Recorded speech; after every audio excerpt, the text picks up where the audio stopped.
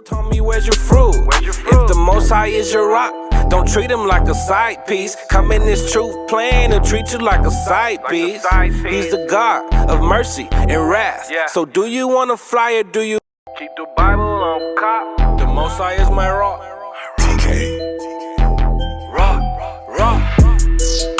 The Most High is my rock. The Most High is my rock. The Most High is my rock. In the name of Messiah, the Most High is my rock.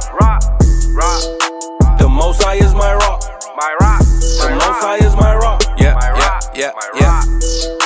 The Most High is my rock. I keep my Bible on cop. The Most High is my rock. No time for cupcake and the cutting. Hit the streets and start cutting. The Israelites are bubbling. The Israelites are coming. I don't celebrate Thanksgiving. You can keep the stuffing. It's pagan, disdain, it's vain, it's nothing. The European Union about to hit the button.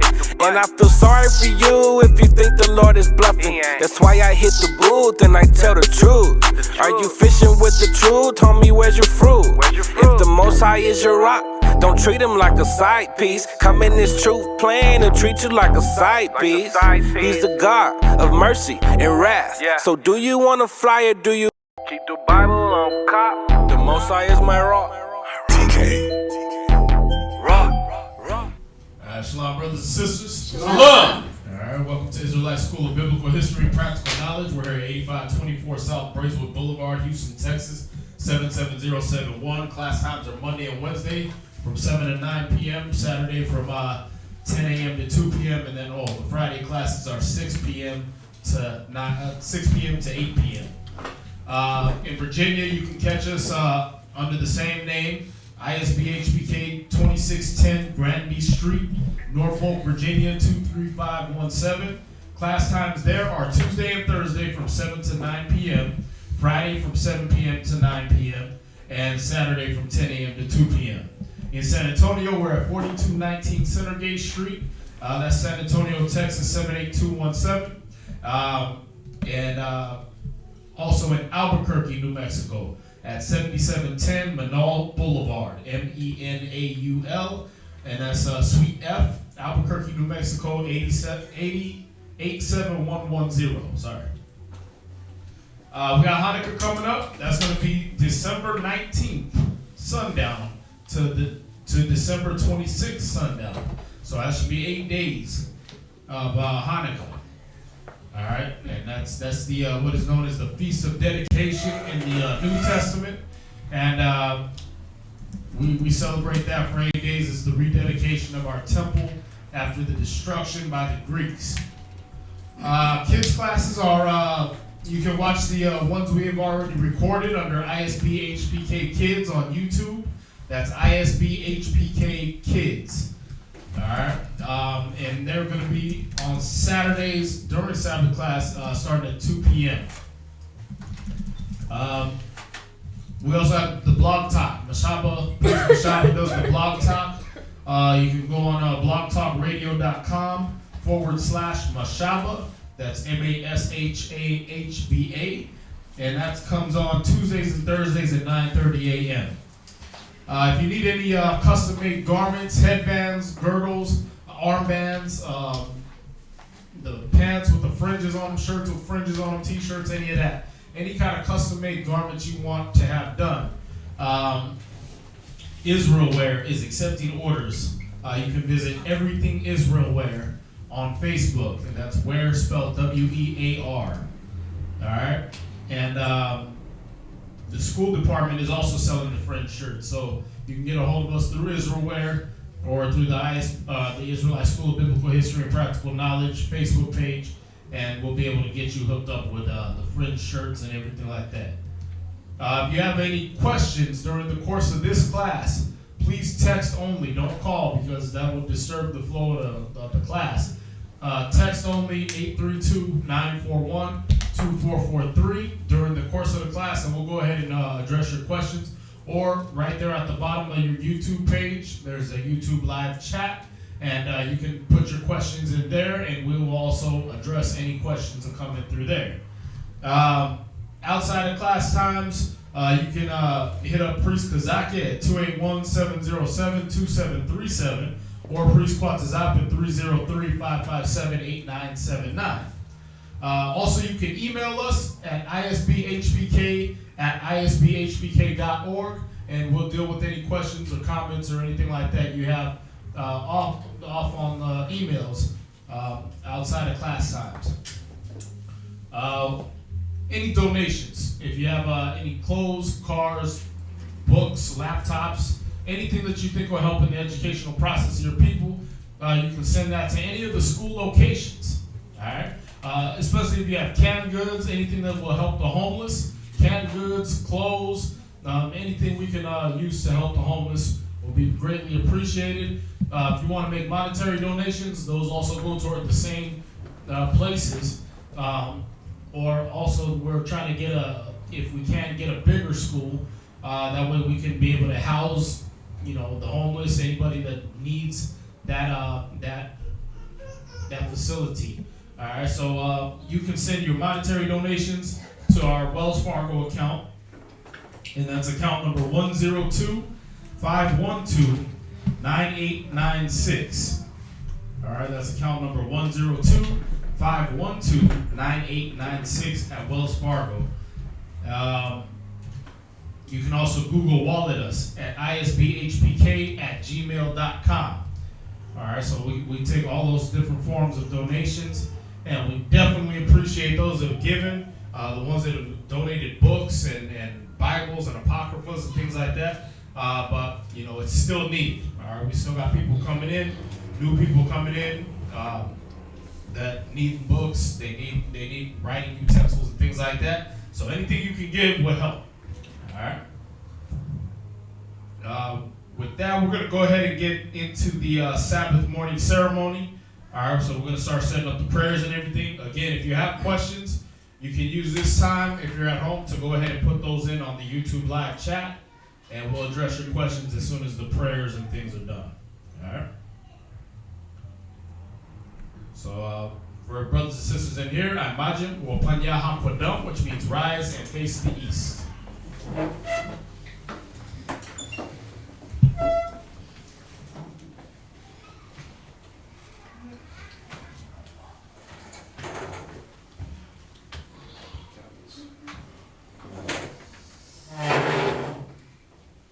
Barakatah Yahweh, Barakatah Yahweh, Hashem Yahushai, Hashem Yahushai, Bahawa'ah, Latan Lanawa, Awor, Zayawam, the water, Aman. That's bless you, Yahweh. Go ahead. And that's bless you, Yahweh, in the name of Yahweh Shai, that gives us the light this day. Thank you, so be it.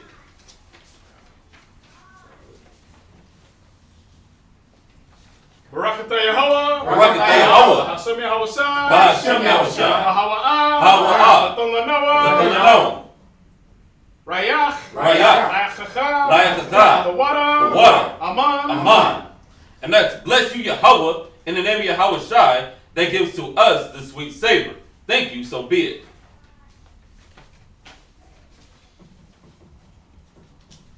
Barakatah Yahweh, Barakatah Yahweh, Hashem Yahushai, Hashem Yahushai, Bahawa'ah, Latan Lanawa, Ashabath, Bashalam. Let's bless you, Yahweh, in the name of Yahweh Shai, that gives us the Sabbath day in peace. Thank you, Amen. All right, this is Psalms 121.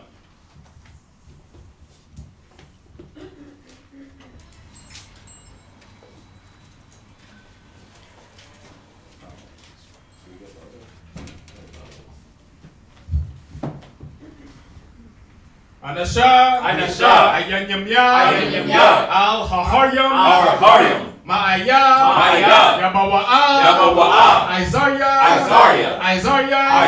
Yabawa'ah, Ma'yahawa, Sha'aisha, Shamayam, Wa'aratazah, La'ah, Yanathan, Lamawat, Ragalia, Wala'ah, Nawam, Shashawamah, Yasha'Allah, Yahweh, Samaria, Yahweh, Tazalia, Al, Yamyamya, Hashamash, Wala'ah, Hakaya, Haya. Bayawam. Bayawam. Wala'a. Wala'a. Alabana. Alabana. Balayala. Balayala. Yahweh. Yahweh. Yashamaria. Yashamaria. Lakal. Lakal. Rai.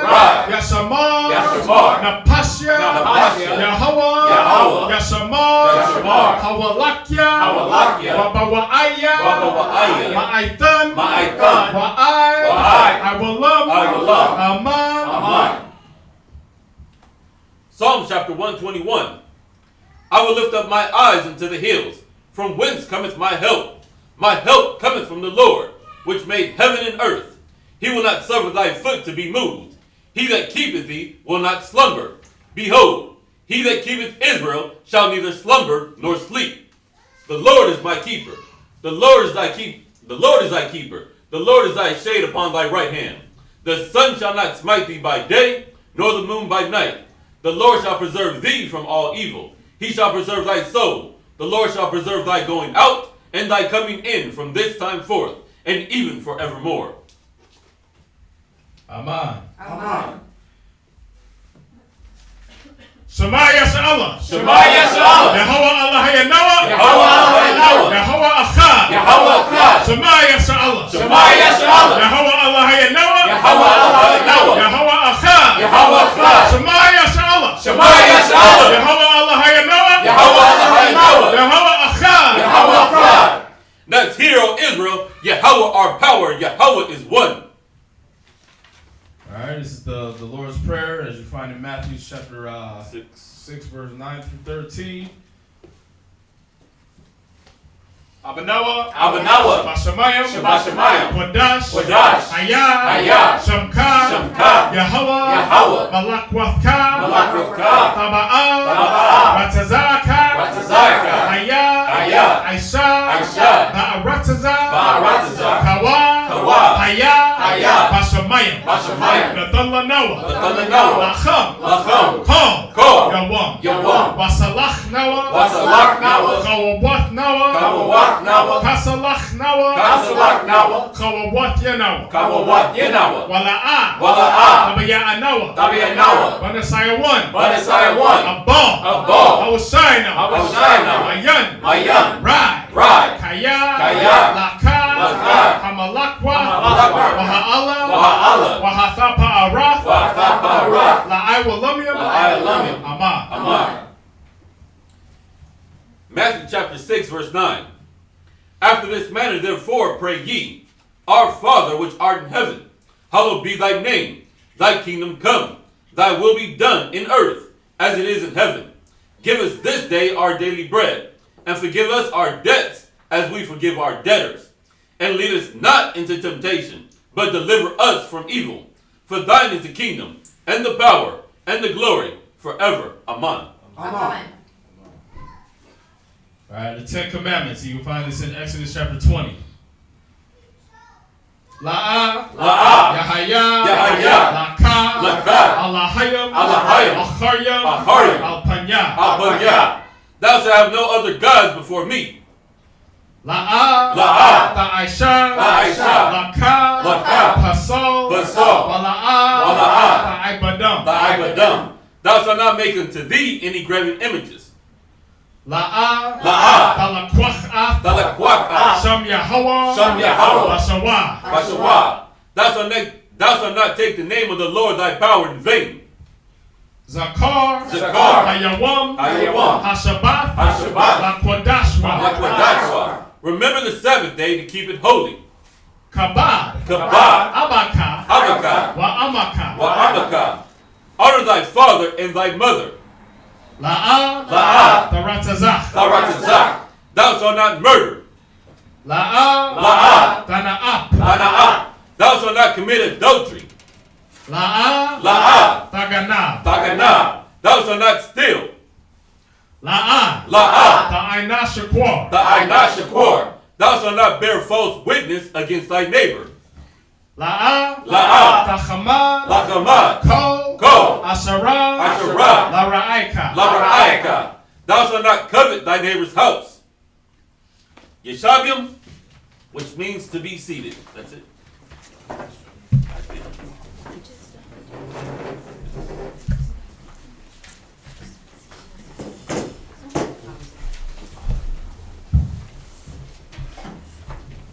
Alright, so y'all been studying?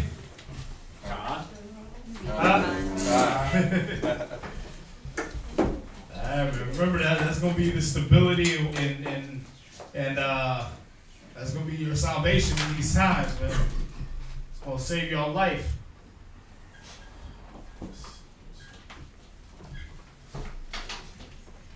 Any questions so far?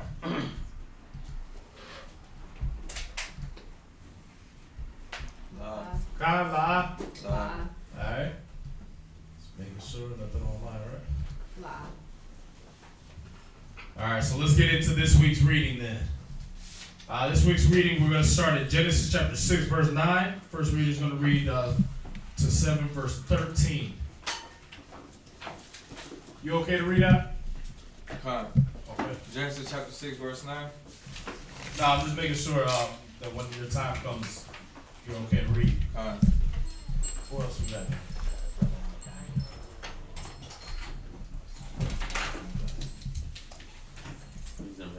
Oh, okay, all right.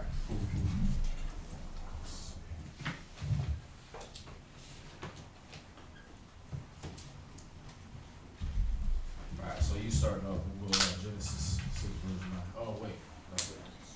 We'll have Ricardo salute in. What else is it? You okay to read, brother? Oh, you need me to read?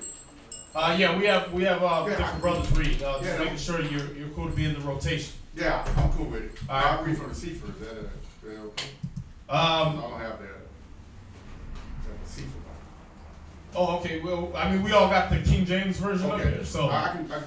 cool. All right. So we'll have you saluted. Have you ever done that before? No. All right. So what you do, you come up and I'll say what I say, and you just repeat what I'm saying. All right. Come on up real quick. You're Issachar, right? All right. So you say Ricardo. Ricardo, Shabbat Tashal. Shabbat Tashal, Issachar. Yeshua, Yeah, there you go. Bun. Man, Yasher Allah. Yeshua, Ricardo, Shabbat Tashal, Yashakar, Bun Yasher Allah. I imagine. Barak. Say Yahweh. Salute. Yahweh. Yahweh, Hashem. Bahashem, Yahweh Shai. Yahweh Shai, Barak. Barak, Atham. Atham. Yahweh Hashem Yahweh Shai Barakatam. Come on up.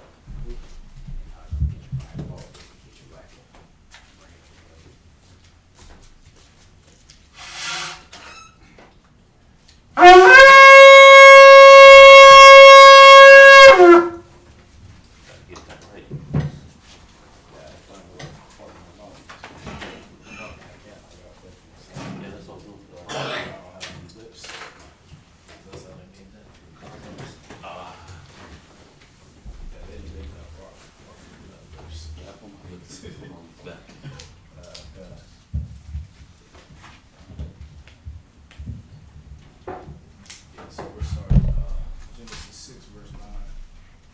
And then we're going to read to 7, verse 13.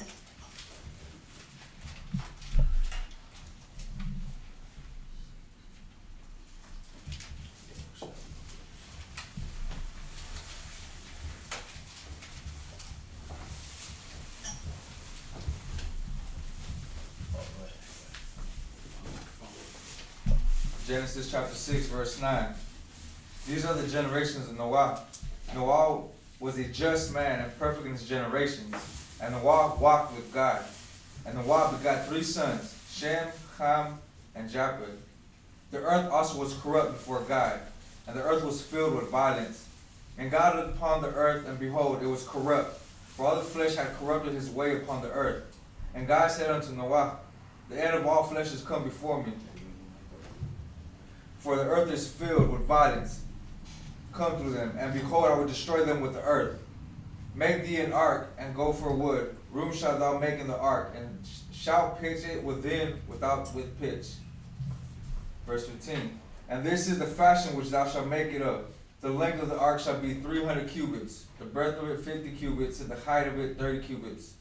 A window shalt thou make in the ark, and in a cubit shalt thou finish it above. And the door of the ark shalt thou set in the side thereof, with lower, second, and third stories shalt thou make it.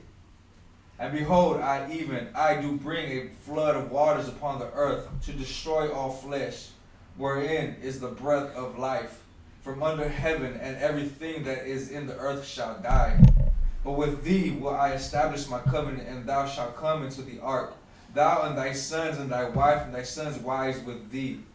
And of every living thing of all flesh, 2 of every sort shalt thou bring into the ark, to keep them alive with thee. Thou shalt be male and female, of fowls after their kind, and of cattle after their kind, of every creeping thing of the earth after his kind. 2 of every sort shall come unto thee, to keep them alive. And take thou unto thee of all food that is eaten, and thou shalt gather it to thee, and it shall be for food for thee and for them. Thus did Noah, according to all that God commanded him, so did he. Genesis chapter 7. And the Lord said unto Noah, Come thou and all thy house into the ark, for thee have I seen righteous before me in this generation. Of every clean beast thou shalt take to thee by sevens, the male and his female, and of beasts that are not clean by 2, the male and his female. Right, so when he said, a lot of people, they hear the story and they always remember Noah taking animals 2 by 2. But of the clean animals, right? Animals you could eat, animals that were good for sacrificing, he said take by sevens. All right, so the clean animals, he brought more of them on the boat. All right, now the other thing is what this is showing you is that, you got all the Christians, they'll believe in Noah's Ark, but they won't believe in clean and unclean animals. Y'all see that? Why would the Most High designate clean and unclean animals? Because back in Noah's time, they knew not to eat pork, shrimp, crab, lobsters. You understand? Not to be eating camels and platypuses and all that. They already knew back then. That's why he said, take clean and unclean. He didn't have to name them like he did in Leviticus. He just said, take clean and unclean. Why? Because they already knew the designation. A hippopotamus, I'm not eating that. A pig, I'm not eating that. But they're coming on the ark 2 by 2. Why? Because they have a purpose. They have a purpose of cleaning the earth. You understand? All right, and if you're taking those animals and eating them, you're cleaning up you're basically eating the garbage disposals of the earth. Now, if you understand, the earth is set up as an ecosphere. All right, if you believe it's a sphere, but it's set up as basically an ecosphere where everything is what's called homeostatic, meaning everything depends on everything else to keep everything in balance. You understand that? Y'all with me? All right, just making sure. I know they're big words and everything like that, so some people will, wait a minute, hold on. But homeostasis is basically the balance of nature. All right? So if I put shellfish in the ocean, they're not there just to be shellfish or give you something sharp to step on when you go walking on the beach. All right? Those are there to filter the water in the ocean. They filter out the red tide, and which is basically a wave of anthrax goes through the ocean every year. They filter that out in their shells, and it becomes a part of them, and they're okay with taking on that toxicity. They're made for that. Mm-hmm. Now, if I take another example of that homeostasis, when you get a fish tank or an aquarium, you create a certain environment in there that only the fish can live in, right? You can't breathe underwater, but the fish can. Okay? But the water got to be a certain what? Has anybody ever raised saltwater fish or freshwater fish even in an aquarium? Huh? A little bit. Okay. So you can't just grab the fish and dump them in the water, right? No, sir. Nah, they'll die. They'll go into shock and be belly up. Especially if you got the expensive saltwater fish. You can't just throw them in freshwater. Nope. They'll die, right? But even if the water's a certain temperature, they'll die. If the water's hasn't been sitting out for a while and been allowed to oxygenate and get a certain amount of bacteria and algae and stuff like that in there, the fish will die. Everything in that aquarium is set to be able to maintain life, right? Done. Well, think of us. We're in basically an aquarium, just in the reverse. There's oxygen inside here, right? And we're surrounded by waters. But everything's made in a homeostasis type of way to balance everything out. So the pig is on the earth because if you should drop your banana peels, if you should drop your even the ribs that you got done eating, you know what I mean? You drop the bones on the ground somewhere. That pig is gonna come and he lives off of your trash. He'll eat whatever you drop on the ground and whatever's on the ground. If it doesn't belong in the pig's natural environment, which is mud and slop, he'll eat it. Y'all understand that? Alright, so if you eat the pig, you're eating all the trash that pig eats. If you eat the oysters and the crabs, you're eating that anthrax wave that flows through the ocean. You're eating all the things they filter out, all the fish poop and all the whale poop that they eat off the floor of the ocean. You're eating that because that's what they're made for. Now, you wouldn't go to the aquarium and pull the little spongy filter out the back of it, all green and black and nasty with all the fish crap and dead fish, decay and all that. You wouldn't pull that out and just suck on that, would you? Or drop it in some grease, fry it up, and put some hot sauce on it. Right. So there should be a designation in between what's clean and unclean, and that's what the Most High designated from the beginning. All right. He said, for the good were good things made from the beginning. That's what Ecclesiastes 39. We went there last week.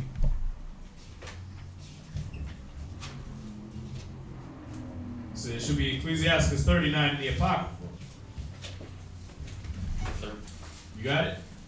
It's 39:25. There you go. Ecclesiastes chapter 39, verse 25. For the good are good things created from the beginning, so evil things for sinners. Right, so the Most High made good things from the beginning, and He made evil things for sinners. Meaning the pig, you wouldn't think, okay, that's an evil thing. No, what He means is like good and evil, like things that cause bad things to happen, things that cause good things to happen, that are helpful for you, right? The pig is considered that evil thing. He made that for sinners. When sinners, people that don't want to follow the law on purpose, want to die quick, when they want to get their wages, the wages of sin is death, right? Then they go eat pigs. They go eat shrimp, crab, lobster. They go eat those things. Why? Because they're worthy of that. They're worthy of death.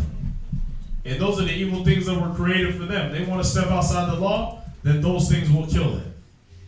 Y'all see that? But they were not made originally for food. That's why He gave Noah that designation. These are the clean animals you'll bring on, and you'll bring on unclean animals as well. So let's go back. Any questions so far? Lie? Lie. All right, let's go back. Genesis chapter 7. Where you at?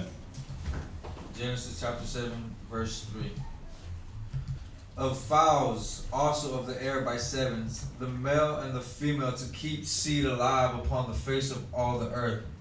For yet 7 days, and I will cause it to rain upon the earth 40 days and 40 nights. And every living substance that I have made will I destroy from all the face of the earth. And Noah did according unto all that the Lord commanded him. And Noah was 600 years old when the flood of waters was upon the earth. And Noah went in, and his sons and his wife and his sons' wives with him. Hold on 1 second. To the person that's online being belligerent already, it's only 10 in the morning, but you've lost your mind. Just think about it. If you ever want to debate anything about the scriptures or any of our doctrine, please feel free to step through the door and don't be a keyboard warrior, please. All right? Keyboard warriors are not getting into the kingdom. It said the effeminate will not get into the kingdom of heaven. That's 1 Corinthians 6 and 9, just so you know. All right? Anybody else? Let's see. No other challenges? Okay, all right. Go ahead. Genesis chapter 7, verse 6. And Noah was 600 years old when the flood of waters was upon the earth. And Noah went in, and his sons, and his wife, and his son's wife with him into the ark because of the waters of the flood, of clean beasts, and of beasts that are not clean, and of fowls, and of everything that creepeth upon the earth. There went in two and two unto Noah into the ark, the male and the female, as God had commanded Noah. And it came to pass after 7 days that the waters of the flood were upon the earth. In the 600th year of Noah's life, in the 2nd month, the 17th day of the month, the same day were all the fountains of the great deep broken up, and the windows of heaven were opened. And the rain was upon the earth 40 days and 40 nights. In the selfsame day entered Noah and Shem and Ham and Japheth, the sons of Noah, and Noah's wives, and the 3 wives of his sons with them, into the ark. Alright, so any questions on what we just read now? Alright, so this is 8 people going into the ark. You got Noah, his wife, his 3 sons, Shem, Ham, and Japheth, and then their wives. Alright, so that's 8 people. Out of the whole earth. So when it happens again, it's not going to be a lot that's going to be saved. You understand? Not saying there's going to be 8. The Most High reserved 144,000 and a certain elect, but it's not going to be many. So a lot of people you see on the earth giving problems, you're not going to see them no more. You understand that? All right. Let's get the next reader. What's your name, bro? Sid. Sid. Seer? Sid. Sid. Yeah. Sid. Okay, I'm sorry. Yeah, come on up, man. And what tribe are you?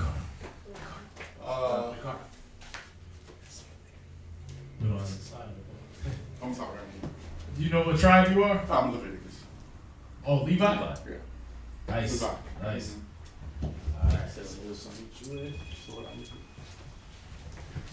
Just like he did, salute in. You're going to say your name, and then you never saluted him before. No, So I'll go ahead and do that. Bye-bye. Shalom, sir.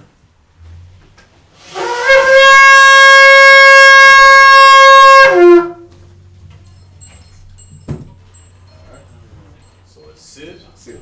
Shabbat Tashah, Shabbat Shah. Laya, Laya. Ban, Ban. Yasha Allah. Yasha Allah. Sid, Shabbat Tashah, Laya, Ban, Yasha Allah. I imagine. Alright? And then you'll say Yahweh, Yahweh. Bahasham, Bahasham. Yahweh Shai, Yahweh Shah. Barak, Barak. Athon. Athon. Yahweh Bahasham, Yahweh Shai, Barakatah. Say that to me.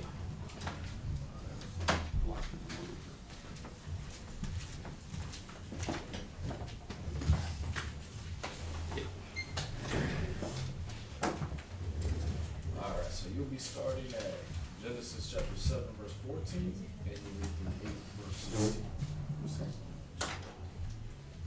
I'm sorry. Just think about it.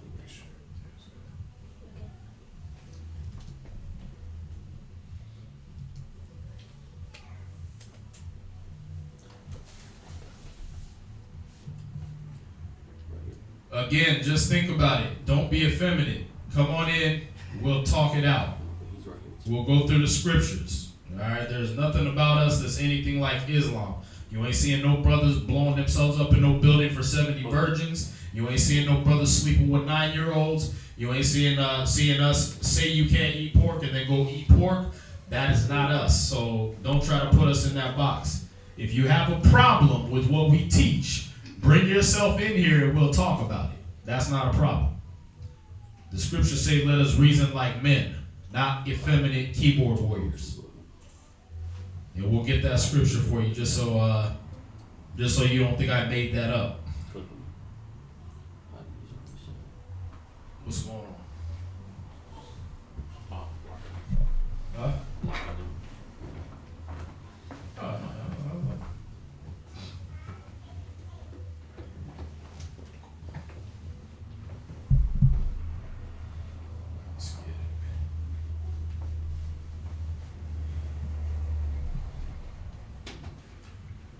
Where is that?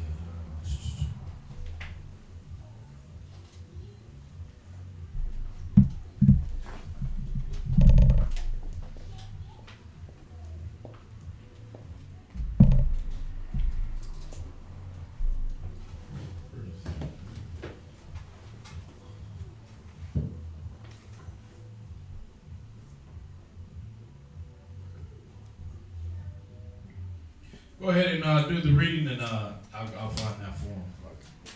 This is Genesis chapter 7, verse 14. Day, and every beast after his kind, and all the cattle after their kind, and every creeping thing that creepeth upon the earth after his kind, and every fowl after his kind, every bird of every sort. And they went in unto Noah, into the ark, 2 and 2 of all flesh, wherein is the breath of life. And they that went in male and female of all flesh, as Yahweh had commanded him, and the Lord shut him in. And the flood was 40 days upon the earth, and the waters increased, and bare up the ark, and it was lift up above the earth. And the waters prevailed, and were increased greatly upon the earth. And the ark went upon the face of the waters.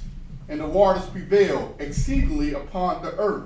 And all the high hills that were under the whole heaven were covered. 15 cubits upward did the waters prevail, and the mountains were covered.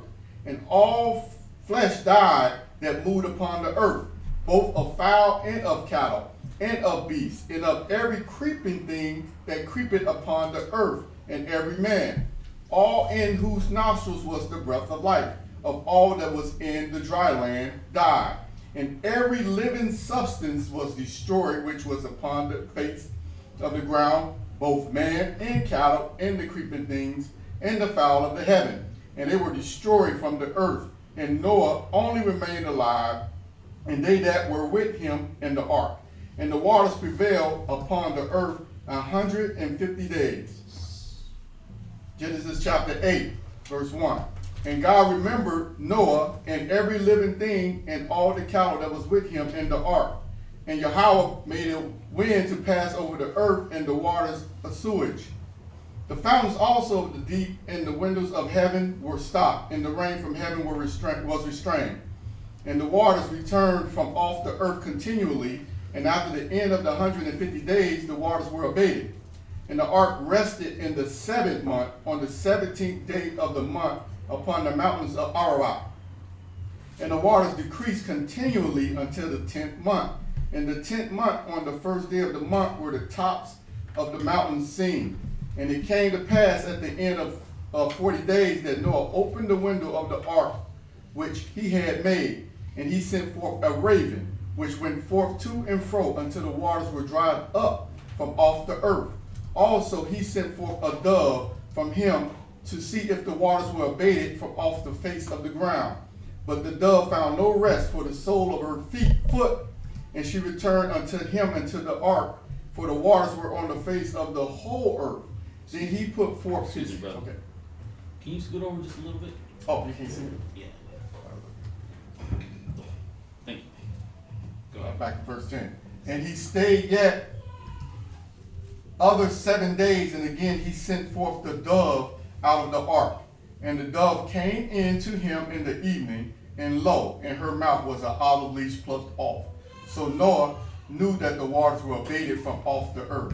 And he stayed yet other 7 days, and sent forth the dove, which returned not again unto him any more. And it came to pass in the 601st year, in the first month, the first day of the month, the waters were dried up from off the earth. And Noah removed the covering of the ark, and looked, and behold, the face of the ground was dry.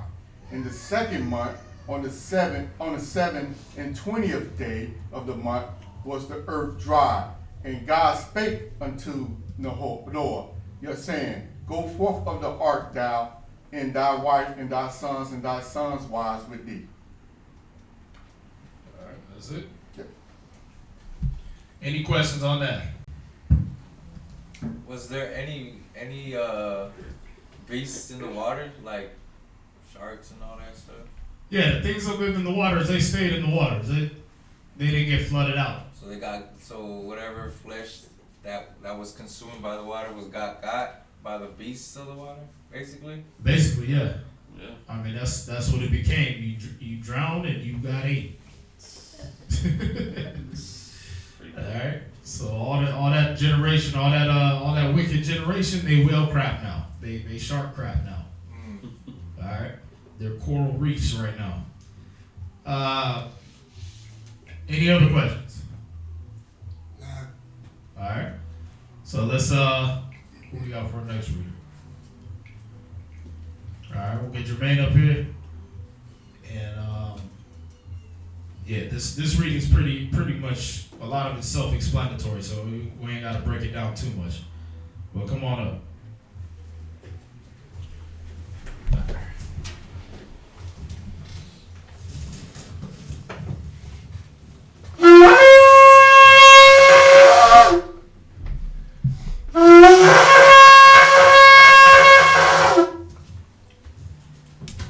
Jermaine, Shabbat Tashar, Yahawada, Ban, Yashala. Jermaine, Shabbat Tashar, Yahawada, Ban Yashala, I Majid, Barak.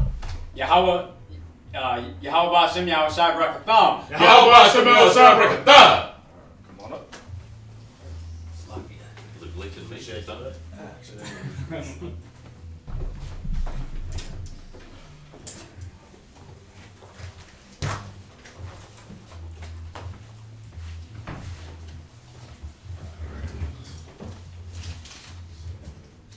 8 verse 7, or 8 verse 17 to 9 verse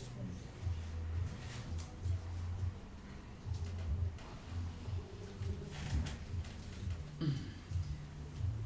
Genesis chapter 8, verse 17.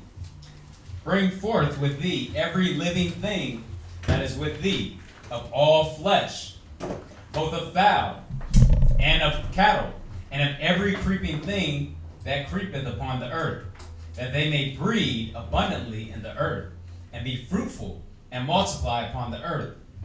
And Noah went forth, and his sons, and his wife, and his sons' wives with him, every beast, every creeping thing, and every fowl, and whatsoever creepeth upon the earth, after their kinds, went forth out of the ark.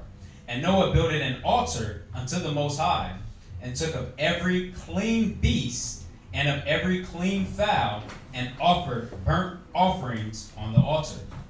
And the Most High smelled a sweet savor, and the Most High said in his heart, I will not again curse the ground any more for man's sake. For the imagination of man's heart is evil from his youth. Neither will I again smite any more everything living as I have done, while the earth remaineth seed time and harvest, and cold and heat, and summer and winter, and day and night shall not cease. Chapter 9. And the Most High blessed Noah and his sons, and said unto them, Be fruitful, and multiply, and replenish the earth. And the fear of you, and the dread of you, shall be upon every beast of the earth, and upon every fowl of the air, upon all that moveth upon the earth. And said and upon all the fishes of the sea. And into your hand are they delivered. Every moving thing that liveth shall be meat for you. Even as a green herb have I given you all things. Right, so there it is again. If anybody ever tells you that the Most High never intended us for eating meat and stuff like that, if you want to be a vegetarian, just be a vegetarian. You know what I mean? You ain't got to justify it through Scripture. It's not in there. The Most High right there said He gave us every living thing for meat. All right? So there's certain people on the earth that, they got to justify how they exist, but they try to hide behind the Scriptures. If you got to do that, maybe you are in sin. Because that's the thing is, you're not going to find that in the Scriptures. You're not going to find that He said only eat vegetables, only eat leaves. All right? He gave us everything for meat, except the unclean animals. All right? There's the animals He designated not to eat. You don't eat those. What's funny is, He also gave designations for how you're supposed to eat the vegetables and how you're supposed to eat the herbs and the leaves. But these same people will go out and smoke a pound of weed. Like, He didn't say smoke any of the food that you eat. Right. There's nothing in the Scripture to tell you to smoke your food like that. You know what I mean? You don't see meat eaters running around smoking burgers, right? Just burn up the end of them and breathe in the smoke. That's not how you eat food. All right. So He gave a designation of how you're supposed to do things. All right. You You can eat the herbs of the field. You can eat the grass and all the vegetables you want. But you can also eat meat. All right, just certain types. Okay. All right, go ahead. Verse 4.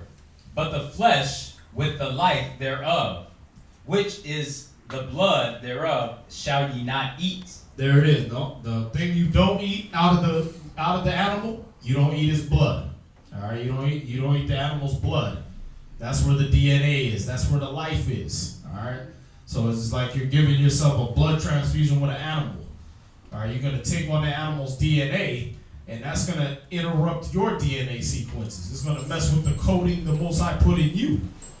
All right, just like these bodybuilders, you always know which one's juicing, which one's taking steroids, because they start getting like that bull face because they're injecting a derivative of bull sperm into their body.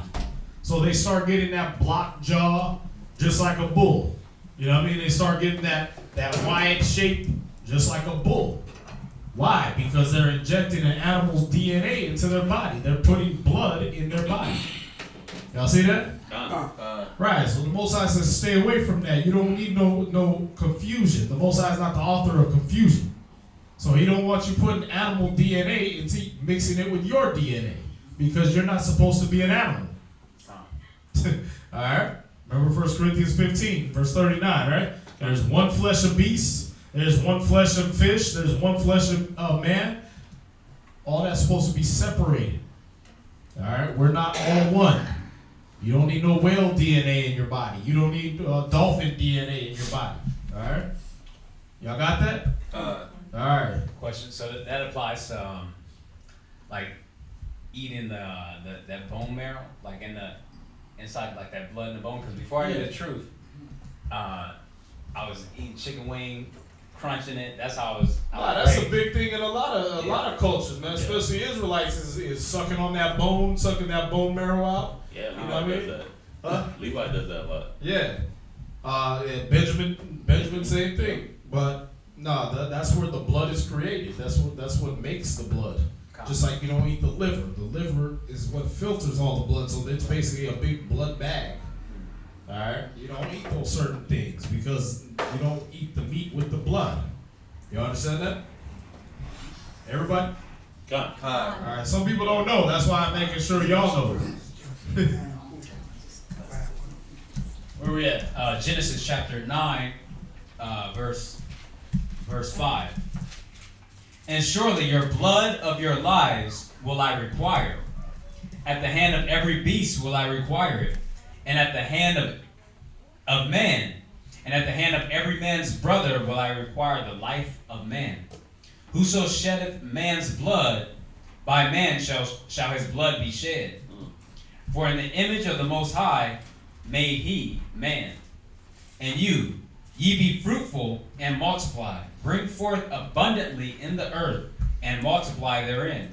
And the Most High spake unto Noah and to his sons with him, saying, and I behold, I establish my covenant with you. Well, so at this point, just so y'all got your timelines right, the seed of Cain is done away with. Right? You have the three types of men on the earth: the sons of God, sons of men, sons of the wicked. Right? The sons of men and the sons of the wicked are done away with at this point. We're starting all over with Noah. All right, who was a righteous man in his generation, or gene ration. All right, the genes that were put in him were the good, from all the way back from Adam, that was created good. So this man Noah, he was good with that. Now remember, that grain of evil seed was still sown in the heart of Adam. Okay? We read that before. All right, so now that's also in Noah. So if he has children, they can still get that grain of evil seed, and also the righteous seed. Y'all see that? All right. So at this point, it's starting all over though. We're not having the mixtures, the so-called Nephilim, and all that stuff like that. We're not having all that running around on the earth right now. We're starting over with Noah. Huh? All right. Go ahead. I establish my covenant with you and with your seed after you, and with every living creature that is with you, of the fowl, of the cattle, and of every beast of the earth with you, from all that go out of the ark to every beast of the earth. So this ain't the first time we had a new covenant. Right. Y'all see that? Everybody's worried about the old covenant, the new covenant. Well, this ain't the first time we had a new covenant. Most High had to wipe out a bunch of people that broke the old covenant, and then it's still another person that was going to enforce the new covenant. And then there's another covenant brought with Moses, and then there is another covenant brought with Christ. So the Most High had to make a lot of promises. Now, is it the Most High breaking the covenants? Wow. Every time it's been us. When Moses brought the covenant, what we do? He came down with the covenant we had just signed. We had just said Amen to, and we were already worshiping a golden cow. Already, right? Come on, I'll do that, and let me make this golden cow though. Just like that. Alright? Then by the time Yahushua got here, we was already knee deep in crap from burying the old covenant. All the things we promised Moses, we basically went against. We was in homosexuality, we was in murder, we was in covetousness, we was in lying, everything. We had broke all the top 10. Okay, forget the other 613. We have broke the top 10 easy. Right? Then we went into the homosexuality, bestiality, the mixing of garments and everything like that. We had broke all that easily, just by breaking most of the top 10. So Christ had to come down and now reestablish a new covenant, which was going to be not one that it was going to be preached to everybody, and then everybody was going to say Amen and then lie. No, you were going to have to live this covenant. You understand? And if you didn't live it, you counted as a transgressor or a person that broke that covenant, and you were not covered by the protection of Yahushua. And that's what we're living in right now. All right? Everybody with me? Go ahead. Verse 11. And I will establish my covenant with you, neither shall all flesh be cut off any more by the waters of the flood. Neither shall there any more be a flood to destroy the earth. Right, now, keep that in mind. He's very careful with his wording. He didn't say all flesh wasn't going to get cut off. No, he said all flesh wouldn't be cut off by water. All right? The next time it's going to be by fire. You know, it's funny. I was thinking about this the other day because California's been on fire like all year. And out here in Texas, we get flooded out. And I'm like, well, the flood ain't going to take us out, but the fire might take them out. I just keep thinking about this verse right here because he made a promise saying that he wasn't going to flood the earth with the water, but he was going to burn it up. So, yeah. There you go. Where we at? Verse 12. Where we at? Genesis chapter 9, verse 12. God. And the Most High said, this is the token of the covenant which I make between me and you and every living creature that is with you, for a perpetual generations. I do set my bow in the cloud, and it shall be for a token of a covenant between me and the earth. And it shall come to pass when I bring a cloud over the earth, that the bow shall be seen in the cloud. Right, another thing, you can fact check that. Every time it rains, just about, you look up and there's that rainbow right after, right? All right, so the Bible ain't lying. Once again, fact check your science though. They be lying almost all the time. But every time you look up in that sky, that covenant, that sign of that covenant is right there in the sky, right? God, go ahead. Verse 15. And I will remember my covenant, which is between me and you and every living creature of all flesh. And the water shall no more become a flood to destroy all earth. And the bow shall be in the cloud, and I will look upon it, that I may remember the everlasting covenant between the Most High and every living creature of all flesh that is upon the earth. And the Most High said unto Noah, this is the token of the covenant, which I have established between me and all flesh that is upon the earth. And the sons of Noah that went forth of the ark were Shem, Ham, and Japheth. So all the people of the earth currently on this earth right now, yes, we are one family, right? But we're from one of three families: Shem, Ham, or Japheth. Shem is the father of the so-called Chinese, or not, the Moabites and the Ammonites, also the Edomites, also the Arabs, and us, Israel. All right. Then you have Japheth, who's the father of the Pacific Islanders, as well as what you know as the Persian and Mede Empire. All right, and places in those areas. All right, so that would be Japheth. And then you have Ham. He would be the father of what's known as the Canaanites, or as you know, the Africans. All right, Cush, Libya, Put, Egypt, right? He's the father of those people, just about all the dark races except for the so-called Negro, because we come from Shem. Huh? All right, now, all these people were dark races, just so you know. Them coming off the boat, it wasn't no mixture. Remember, if one of them would have been off-colored, like they try to say Noah was an albino, right? How many albinos you see having jet black children that they would call black, or I'm sorry, burnt? Y'all see that? Ham's name was Burnt. You ain't gonna have an albino get burnt to something that means burnt. All right. So Noah was black. All right. Even Naughty by Nature knew that way back in the 90s. You know what I mean? I was listening to them. I'm like, he said black like Noah. Damn, nobody even heard that. But everybody knows this. And then Shem, Ham, and Japheth were all the same as Noah. They were his sons. But there was no change in their coloration as there was with Jacob and Esau later on. Y'all understand that? So Shem, Ham, and Japheth were all dark races. That means the Elamites, the Persians and Mede Empire, these are all dark people. They try to give it to you in the movie 300. They gave you the wrong color for the Lacedaemonians, the 300, but they gave you the right color for Artaxerxes, the king. If y'all seen that movie, all right? He was dark-skinned. Why? Because all those people all the way back, just about the whole earth was dark-skinned until you get to the birth of Esau. And he was cursed with that leprosy, that inability to create pigment in his skin.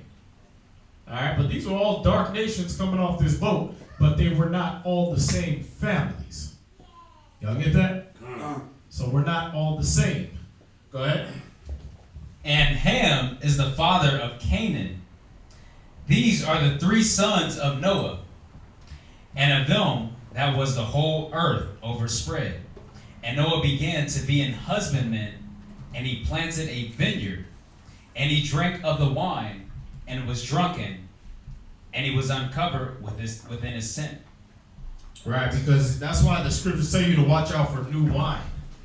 All right, he just planted. That's why when you get into the law, it tells you what? Wait 3 years. All that fruit is uncircumcised for 3 years when you get onto new land, and then you can eat from it. Why? Because when you're messing with new wine, that stuff hits you like a ton of bricks. All right, it wasn't that Noah didn't know not to be a drunkard. It's that new wine got him. All right, that new wine, the grapes and everything like that hasn't fermented properly because of the newness of those grapes. They don't mix as well with the alcohol content, and they don't absorb enough of the alcohol content. So you're getting a lot of alcohol content. So when he hit that new wine, boom, he's drunk. All right, it's the difference between whether you're going to drink a nice sipping brandy or a nice cognac or something, and whether you're going to hit that MD 2020 on the bottom shelf. All right. One's gonna hit you hard, and the other one's gonna hit you smooth. All right. Yeah. One's gonna have you just sitting back, relaxing, maybe waxing poetic, and the other one's gonna have you beating your wife or something. See that? Yeah. So you gotta watch out. You gotta watch out with that new wine. Now, in this case, it got Noah drunk. Go ahead. Oh, that was it. That was it for that. All right. So Oh, right. Where we at? Oh, here, 4. Good. Yeah, come on up, Sammy. Wait, you just did the 4?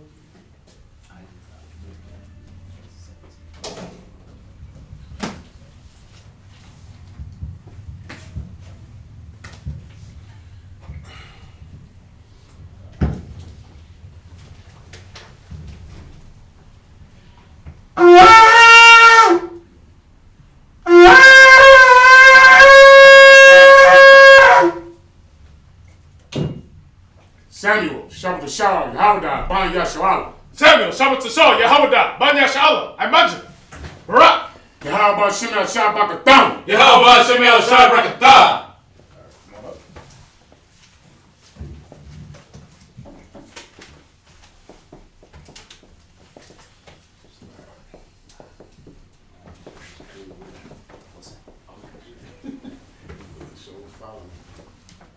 And you'll be at Genesis 9, verse 22 through 10, verse 19.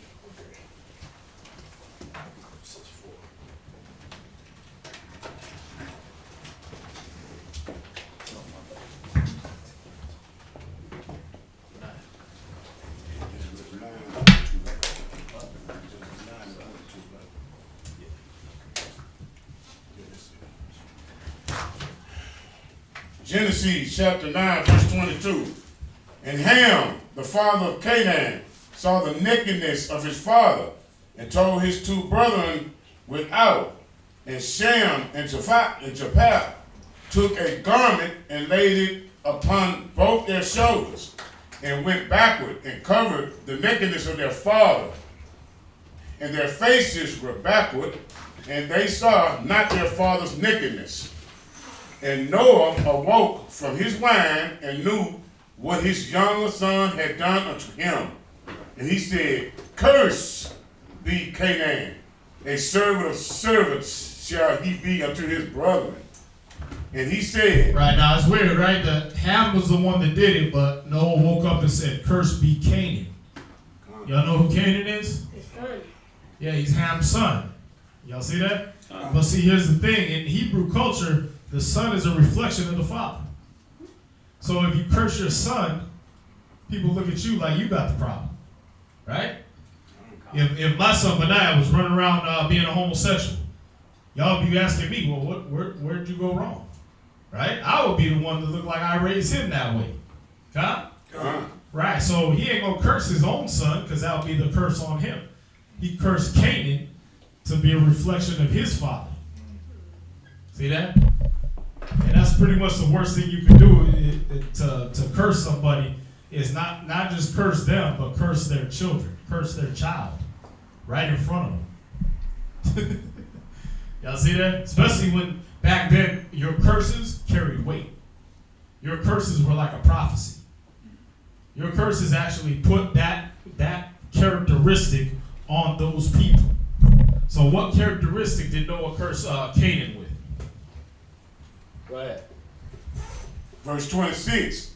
And he said, Blessed be the Lord God of Shem. No, go back to where he cursed Canaan. 25.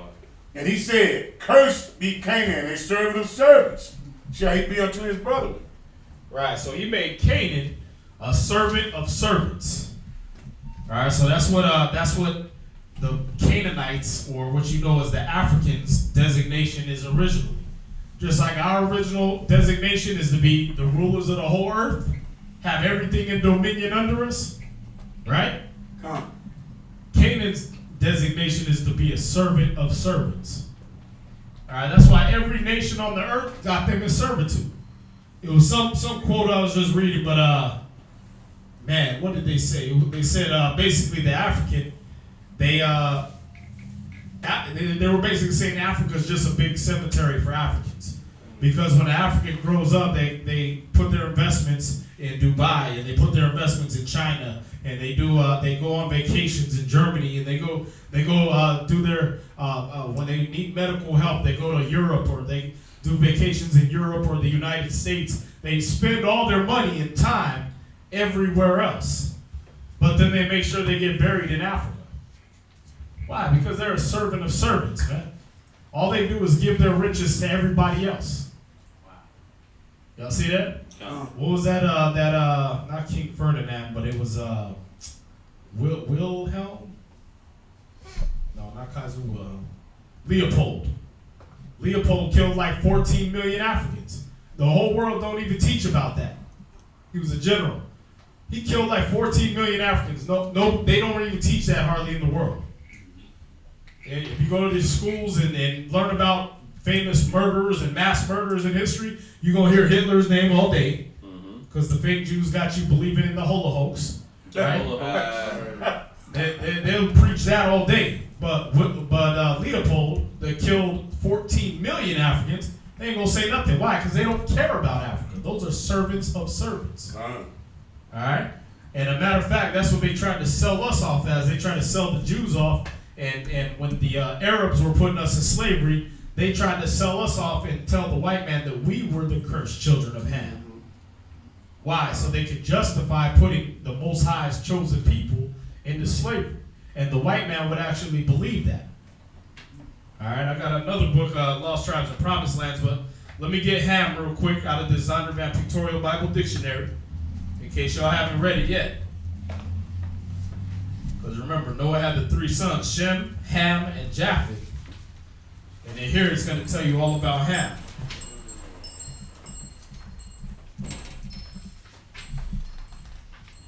So it says Ham, the youngest son of Noah, born probably about 96 years before the flood, and one of the 8 persons to live through the flood.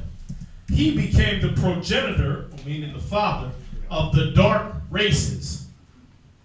Y'all see that, right? So he became the father of the dark races, but check this out. This is even what the white man knows in the Zondervan Pictorial Bible Dictionary. Not the Negroes. So he became the father of the dark races, but not the Negroes. It says, but the Egyptians. So what should that tell you right there? We're not Africans. We're not Africans, okay. What should, when it says, but the Egyptians, what should that tell you? There's a difference between Africans and us Israelites and and Egyptians. There you go. There's a difference between Negroes and Egyptians. That's it. But also that the Egyptians are a dark race. They're not what you got on Gods of Egypt and Exodus, Gods and Kings. They're not white British people. All right, picture them white, pale Europeans trying to build the pyramids in the hot, blazing Egyptian sun. The whole place would have looked like a burnt pack of bologna. All right, be shriveled up little red things all over the place. All right, they wouldn't have lasted 10 minutes. All right, it says, but the Egyptians, the Ethiopians, so the Ethiopians are a dark race, but they are not Negroes. So your boy that just died, the one that just got shot in the face, Nipsey Hussle, was not a Negro. He said it himself. He was like, I ain't like you so-called Africans Americans over here. I'm a real African. He said that out of his own mouth. All right, and he was an Ethiopian, so he knew he wasn't no Negro. All right, and that means his relative, King Menelik or whatever the hell his name was, the Haile Selassie guy, he was not a Negro. All right, so if you're a Rastafarian, you're worshiping somebody who is not related to us. They're supposed to be servants of servants. All right, Ethiopians are descendants of Cain. It says the Libyans and the Canaanites. All right, so all these different nations, they're all dark races from the beginning, but they're not Negroes. They're not the same. Just so y'all get that. All right, and like I said, I'm gonna bring this out real quick. This is from Lost Tribes and Promised Lands by Ronald Sanders, and this is page. Where did it go?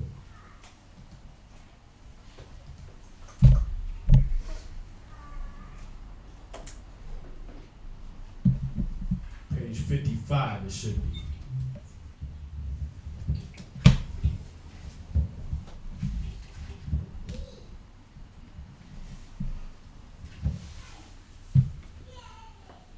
Here we go.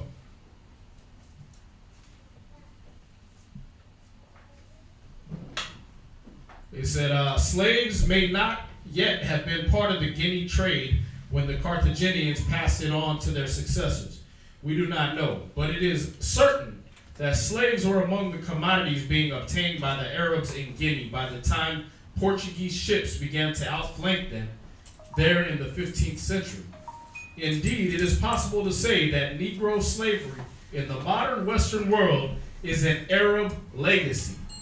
For though chattel slavery had continued to exist in the Christian countries of the Mediterranean, as in the Arab countries there, right down to Prince Henry's time, and long after it had vanished in Northern Europe, black slavery had declined in them after the Roman period and was to be found only in the Muslim world until about the 13th century. So when the white man, when the European had left off of slavery, the Arabs kept it running.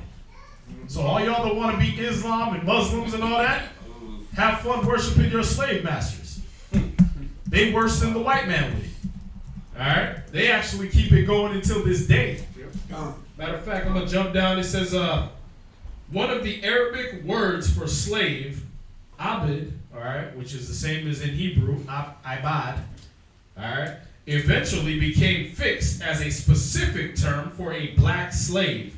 And in some dialects, it came to be used as the term for blacks in general. So if you hear an Arab call you that, he's calling you a slave. What is it again? Abid. Abid. All right. Says some Arab authors found sanction for the advancement of black slavery in Noah's outburst against his son Ham, when he said, "Cursed be Canaan, a servant of servants shall he be unto his brethren." It said this only singles out one of Ham's sons, but many Arabs, and later many Christians too, held that it condemned all of them to slavery. Y'all see that? So they actually twisted the scriptures, used that on the white man to show them that it's okay for you to buy these guys. They're slaves. They're meant to be slaves by the Bible. Then the white man perpetuated that. That's why you got even certain groups today, to this day, you got certain groups of Hebrews that'll go off, read some white man's page, and then start calling all the black men they know Canaanites. Then change the doctrine and start saying all the black tribes are Canaanites because all the original tribes was our color and lighter. And they try to say the Mexican, the so-called Hispanic tribes and the Native American tribes are the only Israelites. So they don't flip the script. You have one that was saying all the tribes are black. Then you got the other side where they saying all the tribes are Latino and Native. Right. And all of it's given to them by the white man. The white man is the one, the white racist man that's trying to cause division is telling the black tribes, all the tribes are black. And then the same white racist man is writing another webpage and telling the Latinos and natives, all the tribes are Latino and native. Blacks are Canaanites. Why? Because they're perpetuating this same thing that the Arabs fed them. And if you're dumb and ignorant, you're going to believe that stuff. But we're reading it out of the books right here where the origin of it came from, so you know not to fall in that trap. All right, where we at? Genesis 9, verse 26. I have a question. Oh, let's hear it. Can we also precept that with the nakedness to, like, you look at Leviticus 18, 7, and 8, and it actually defines what the nakedness is? I don't want to, what do they call that word?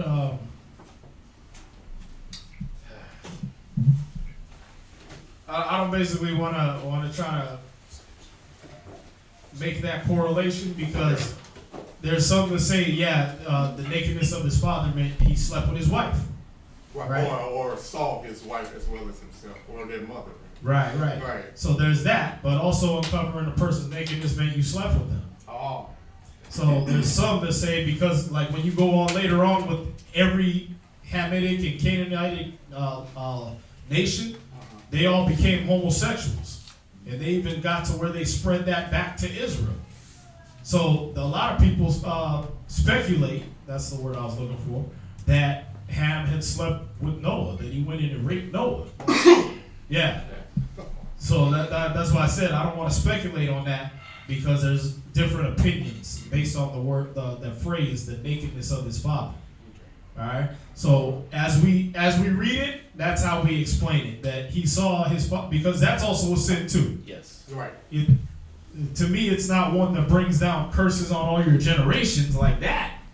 So I would think that it might have been him sleeping with either his father's wife or raping his father. You know what I mean? Based off their characteristics, but again, it's speculation. So as we read it, that's what we say is he saw his father's nakedness. He saw his father drunk and naked, and he thought it was funny, mocked about it, and then his two other sons had the decency to come in and cover him up.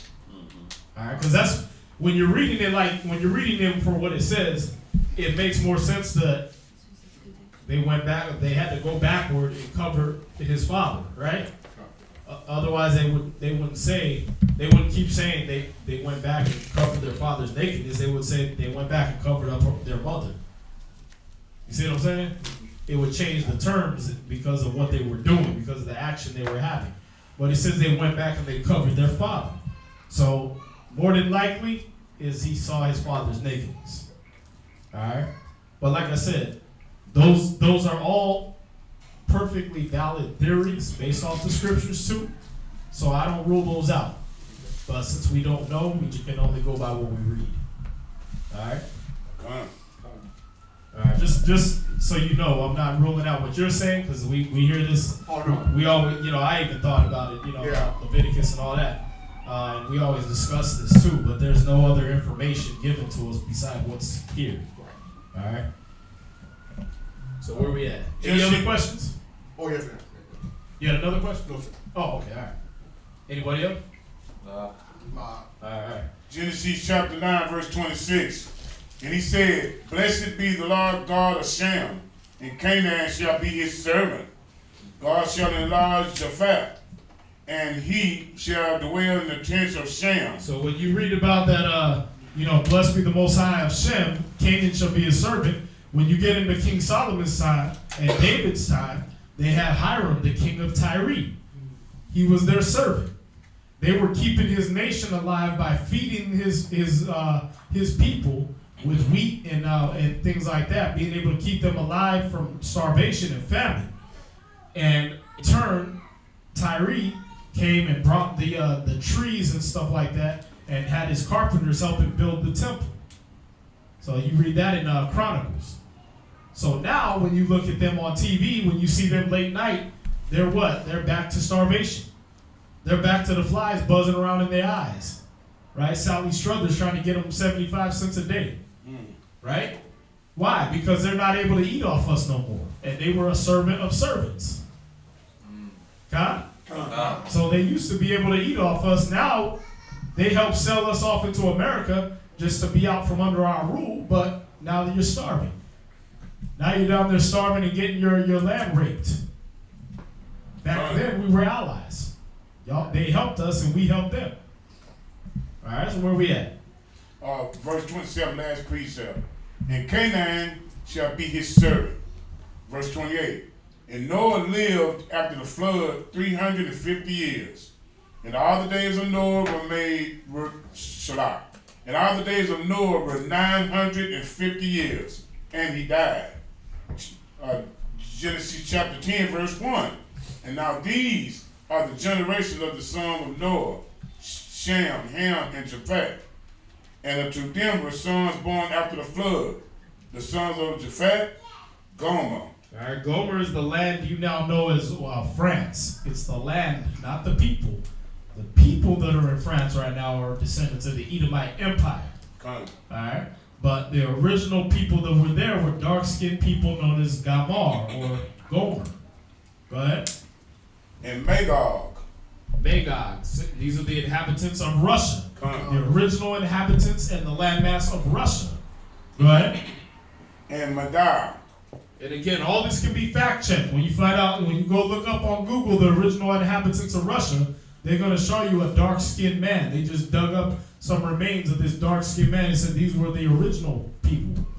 The original inhabitants of Russia were black. Go ahead. And Javan. And Tubal. Right, Javan would be the original inhabitants of the Greek Isles. All right. Tubal, go ahead. And Meshach. Right. and Taras. Go ahead. And the sons of Gomer, Ashkenaz. Now, who was Gomer the son of? Japhet. Huh? Japhet. Japhet, right? And it said his son was named Ashkenaz. Now, these are the sons of Japhet, not Shem. Shem is where you get Israelites from, right? So how these Israelis over here saying they're Ashkenazi Jews? You can't be both. As I said, these names are important. You be going through the names like, yeah, okay, and you just ski right through them, right? But these names are important because now you're finding out, wait a minute, an Ashkenazi and a Jew is two separate families. You can't be both of them. All right? And that's exactly what the confusion is, because they're neither one. They're neither Ashkenazi nor Jews. They're Edomites. That's why Hitler called them bastards, because they call themselves by names of people they don't belong to. Where we at? Verse 3. Go ahead. And Raphath. And Togarmah. Go ahead. Verse 4. And the sons of Javan, Elishah, and Tarshish. Tarshish will be the original landmass of, what was it, Spain? Spain, right. So that's Tarashish in Hebrew. Tarshish, that would be the original inhabitants of Spain. Go ahead. Kittim. Kittim would be Italy. And Dodamim. Go ahead. Verse 5. By these were the isles of the Gentiles, divided in their land. Now, take note of that. Remember, we're going to do. Somebody give me Deuteronomy 32:8 and read that again. Book of Deuteronomy, chapter 32 and verse 8. Read your scripture again, Simon. Verse 5. By these were the isles of the Gentiles, divided in their land. So even the Gentiles were divided. But once you get to telling people that you're a Negro and you're an Israelite, or you're a Native American and you're an Israelite, or you're a Hispanic but you're an Israelite, then what do they want to say? Oh, we're all one people. We're all God's children. Okay, well, how come the Most High was all the way back then dividing up the Gentiles? And then in Deuteronomy 32 and 8, he says this, read. When the Most High divided to the nations their inheritance. See, he divided to every nation their inheritance. So he never had a one people.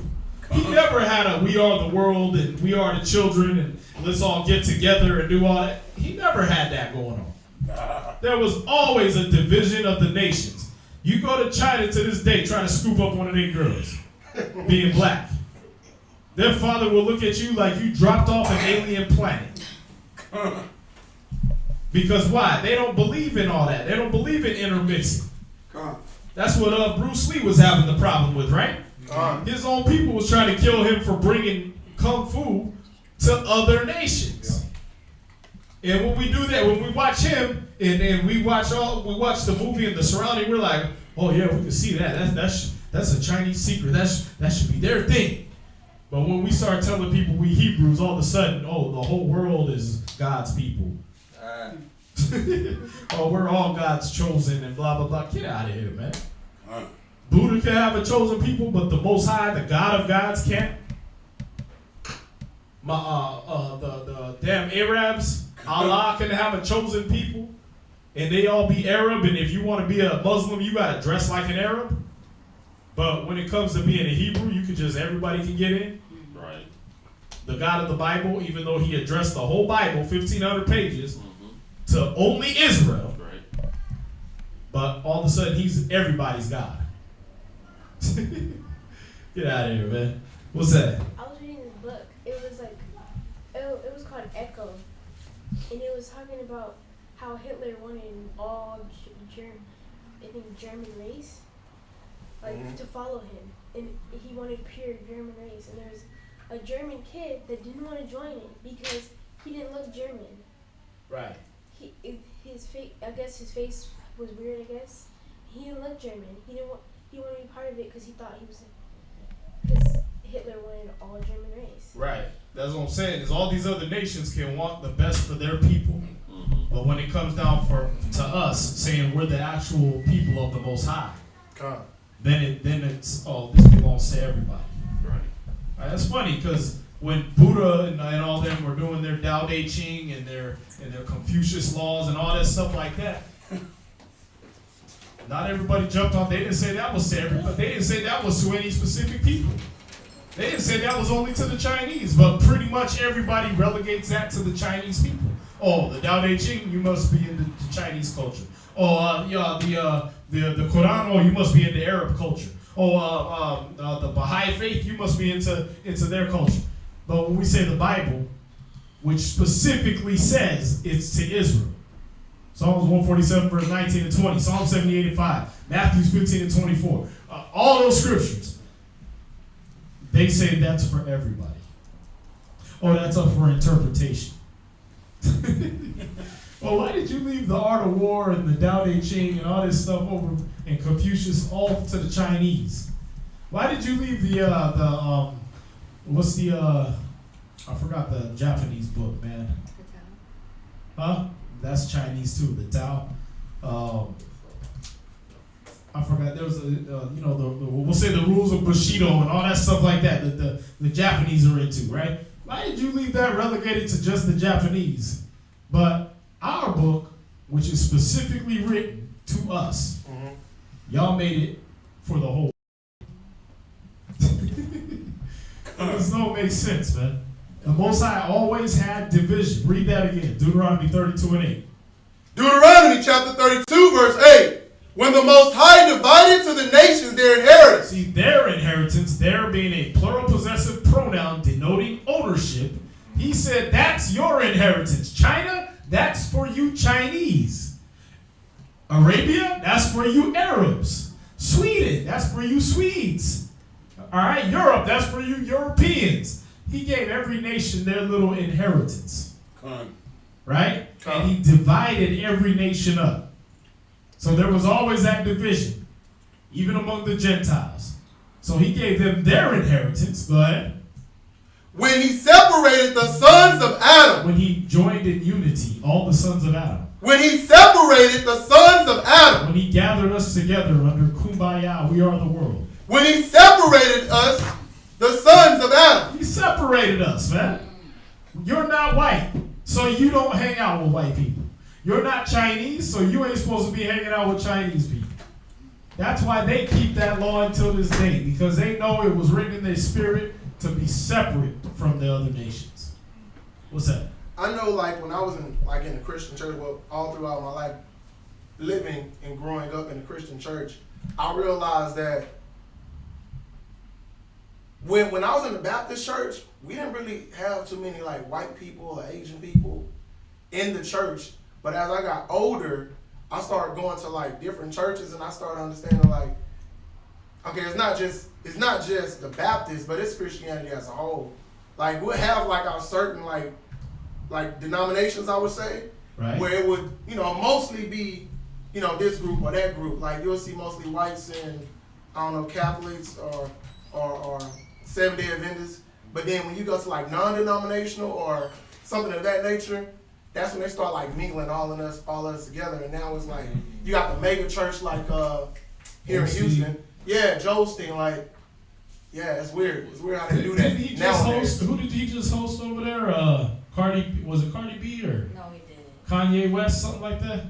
Kanye when it comes to the church. Yeah, I think Kanye West went over there just threw a concert right out of, what is it, New Hope Ministries or whatever they are? Lakewood Ministries. Like, how you gonna host Kanye West and the Kardashians, the most blasphemous people on the planet? In a Christian church. Huh?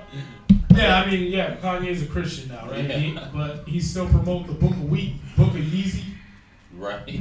Like, come on, man. This is the most blasphemous, one of the most blasphemous people on the planet. You're going to host him in your church. Why? Because that's that Jesus love everybody mentality. Right. That's that we are the world, everybody's equal, blah, blah, blah, blah, blah mentality. It's like, okay, but how come when it comes to all the great inventions on there, or so-called great inventions, and we pop a firecracker, everybody want to remind you, oh, gunpowder was invented by the Chinese. Right? Noodles was invented by the Chinese. But when we start naming off all our inventions, it's like, oh, you on that Black Power stuff. Right.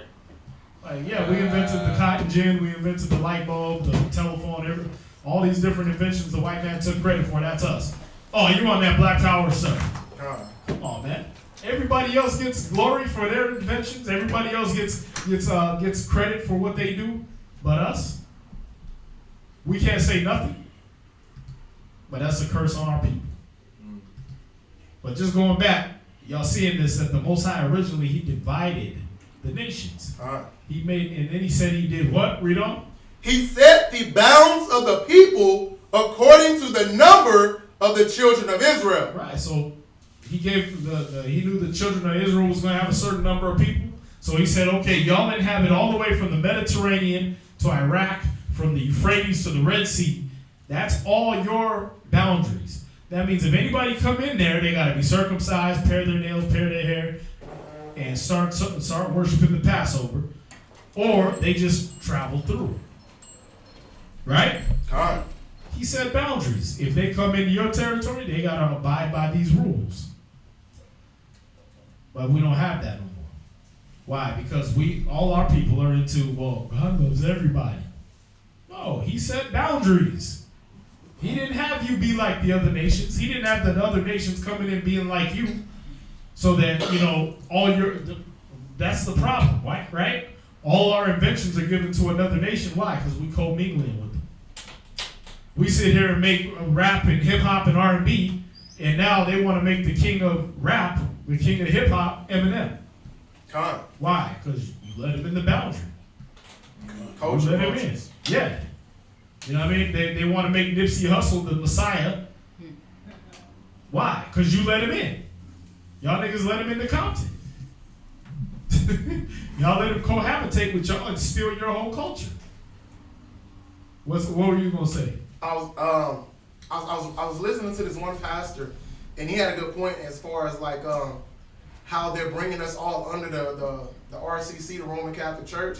How like a lot of the apostles that or pastors, bishops, things of that nature, even T.D. Jakes went over to the Pope, and they decided that they were going to fall up under that, which brings all the mega churches, in that cohesiveness togetherness, like everybody could be saved, and that's why they utilize like so much of the like we all can be saved, Jesus Christ comes for everybody, etc. Those particular scriptures, like what scripture though? What scripture says that?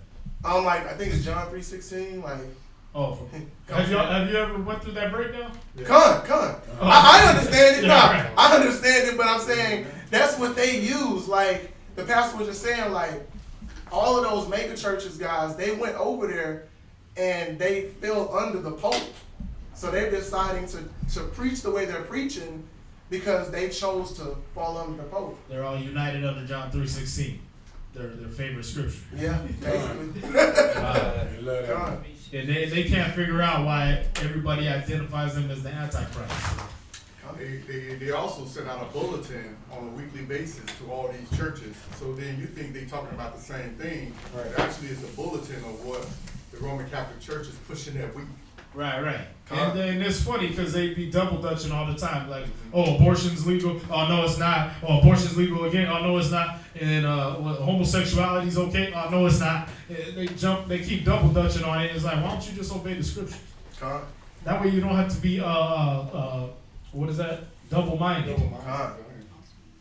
Right? You don't got to be tossed to and fro with every wind of doctrine. You can just obey the scriptures and have a single mind. It's the confusion, man. That's why they're the Antichrist. But let's get back. Where we at?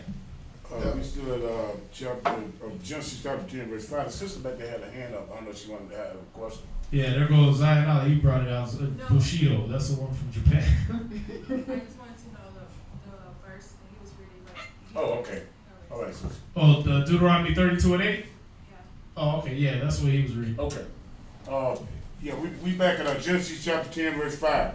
By these were the isles of the Gentiles divided in their lands, everyone after his tongue, after their families, in their nations. And the sons of Ham. See, it was divided, everyone after their tongue, after their nation. So when you spoke a certain language, you spoke your Hebrew a certain way, he divided you off that way. If you was a certain nationality, he divided you off to somewhere else. And you weren't meant to mix together. All right, that's how he created things from the beginning. Go ahead. And the sons of Ham, Cush, and Mizraim, and Put, and Canaan. And the sons of Cush, Sheba, and Havilah, and Sabta, and Raamah. So there's that word Cush, right? We got all of them right there. The sons of Ham, Cush. Where you at? Verse 6? Verse 7. Verse 7. I'm reading verse 6. And the sons of Ham, Cush, which is known as the Ethiopians. They also know themselves as Cush to this day. All right. Mitzrayim, or Matazarium, which is Egypt. Put, which is in North Africa. And then Canaan. Go ahead. And the sons of Cush, Sheba, and Havilah. Sheba, which is where you get the queen of Sheba. All right. That's how you would say. That's an alternative way of saying that. Sheba. Go ahead. And Havilah. Havilah. So you remember, if you remember reading First Kings 17 to 22, I believe. If you're 2 Kings 17 verse 22 down, you remember that the king of Assyria had put people from Havilah in our land. These are Cushites. These are Ethiopians. So you ever heard of Falasha Jews? These are Ethiopians that claim that they're Jews. Why? Because it's documented in 2 Kings 17 verse 22 down that Levite priests came and taught these Cushites, these Ethiopians, our ways, our laws, our customs. And that's how they lived in the land. So now they think they're Jews. Go ahead. And Sabta. Right. And Raamah. Uh-huh. And Sabtachah. Uh-huh. And the sons of Raamah, Sheba. Sorry, there's Sheba right there. Go ahead. And Dedan. So that Sheba is a Cushite nation. The queen of Sheba that came to visit Solomon, she would be an Ethiopian. Go ahead. And Cush begot Nimrod. He began to be a mighty one in the earth. He was a mighty hunter before the Lord. Right, so this Ethiopian Nimrod, when the scriptures say a mighty hunter, it doesn't mean this guy could collect deer by the dozens, and he was just so good at shooting deer with arrows that they put him in the Bible. All right, when these people become a mighty hunter in the earth, they were able to hunt down men, hunt down people, gather them up. All right, and he gathered them up in the cities. He became this mighty man before the Most High, meaning not just mighty, he was strong in his muscles. Nah, he was mighty as in like the president of the United States is mighty. He had arms, he had might. You understand? He had military might, naval might. He had armies and things like that. This is what made him mighty before the Most High. All right, mighty enough to be put in Scripture. He was so mighty, in fact, that he became worshipped as a deity. Just like most people of the East set themselves up. If you're in Egypt, the pharaohs would say they were gods on earth, right? They were descendant of Ra and all this stuff. And then when the Greek Empire stole that from Egyptians, the Greeks started raising themselves up as gods and demigods, Hercules and all this stuff like that. They became these great god-type figures, Zeus and all that, right? Then when the Romans stole the culture from the Greeks, they did the same thing. Like they talk about the one Roman general who used to walk around with the guy behind him talking about, you're just a man, you're just a man. So he wouldn't think he was ascended to godhood. But all the other Romans, all the other Caesars and all that of Rome, they thought they were gods on earth. They thought they were Zeus reborn and all these different gods, and that's how they would walk around. What's that? Question, like in reference to those individuals that consider themselves demigods or gods, things of that nature, what gave them the audacity to even carry on the title of being a demigod or god? Did they have like... They were only carrying on tradition, bro, brought to you by Nimrod. His wife, if you know the story of Nimrod and Semiramis, and you can read this in the two Babylons, but when Nimrod died, she said that he had went into the sun and became the sun. Right. And one day she was out on her terrace and the rays of the sun impregnated her. And so she gave birth to this demigod that was impregnated by the sun and made him the son of God. Right. Get it? All right. So this man's birthday was on December 25th. His name was Tammuz. And now when you worship Christmas, you worship Tammuz. And all this goes back to, if you worship Easter, you worship Ishtar, which is Semiramis, the woman. And if you worship Santa Claus and Christmas and you're under the Santa Claus aspect of it with the 8 tiny reindeer, you're worshiping Nimrod. This is how mighty this man became in the earth. So when these other people came up, when you got it into the Egyptian culture, the Egyptian pharaohs would say they were God on earth. They were descendants of this Ra or Nimrod. Get it?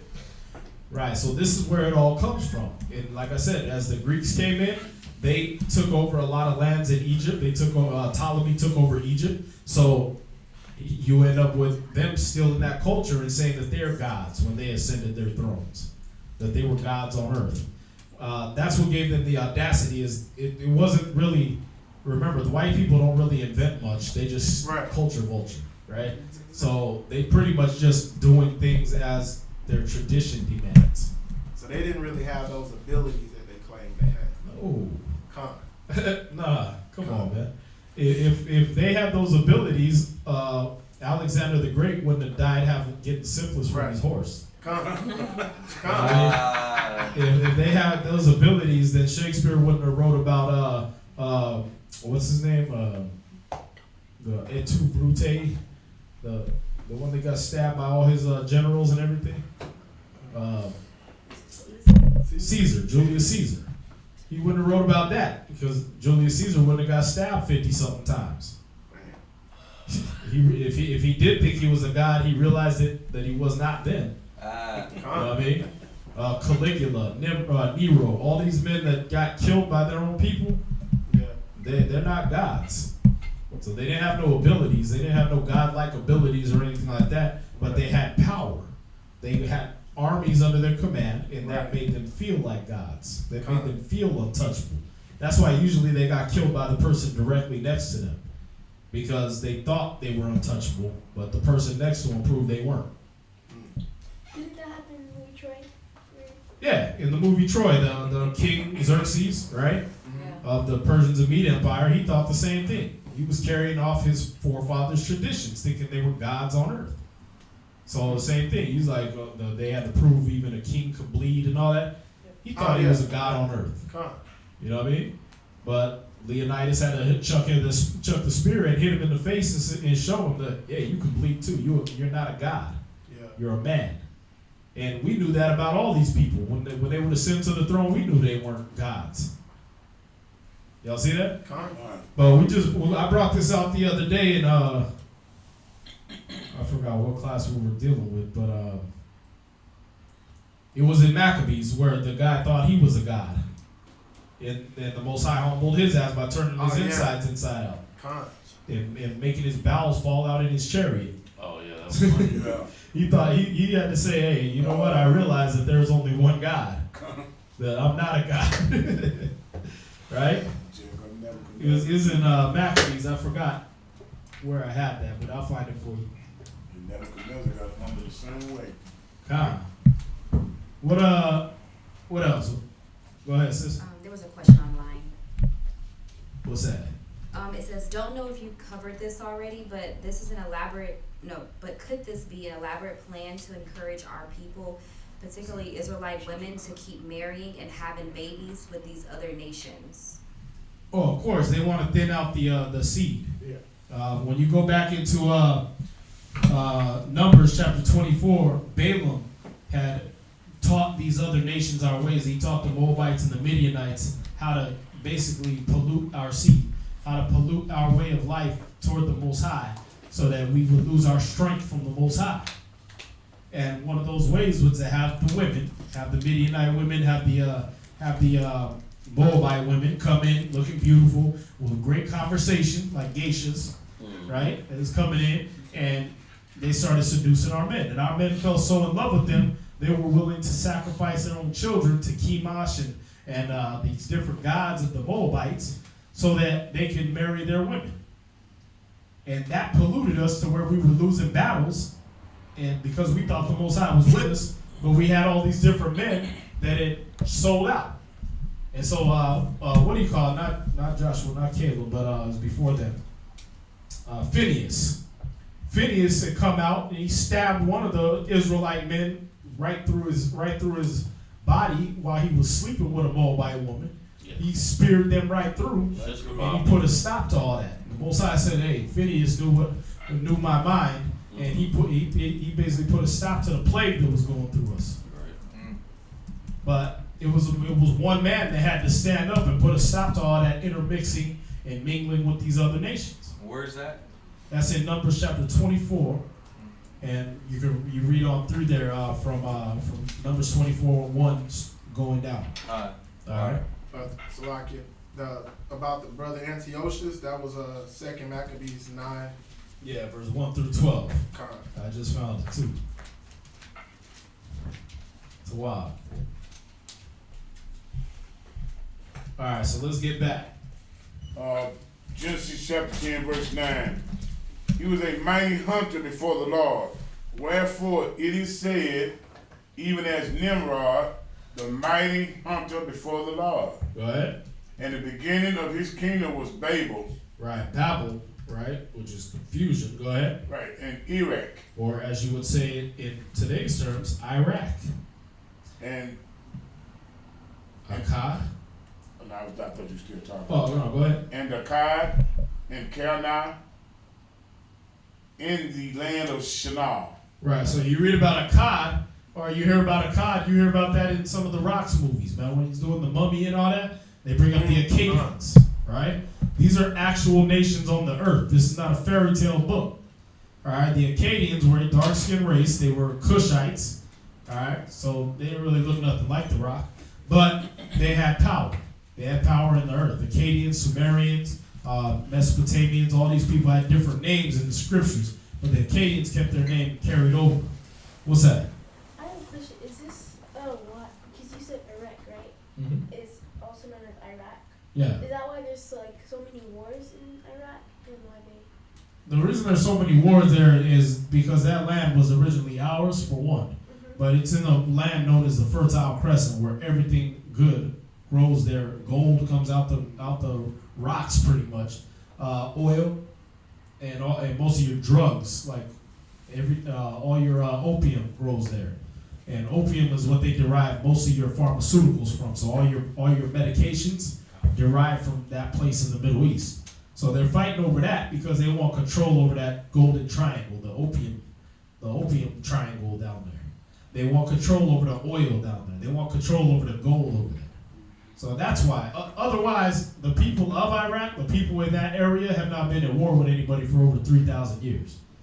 They haven't declared war since, like, the Greeks.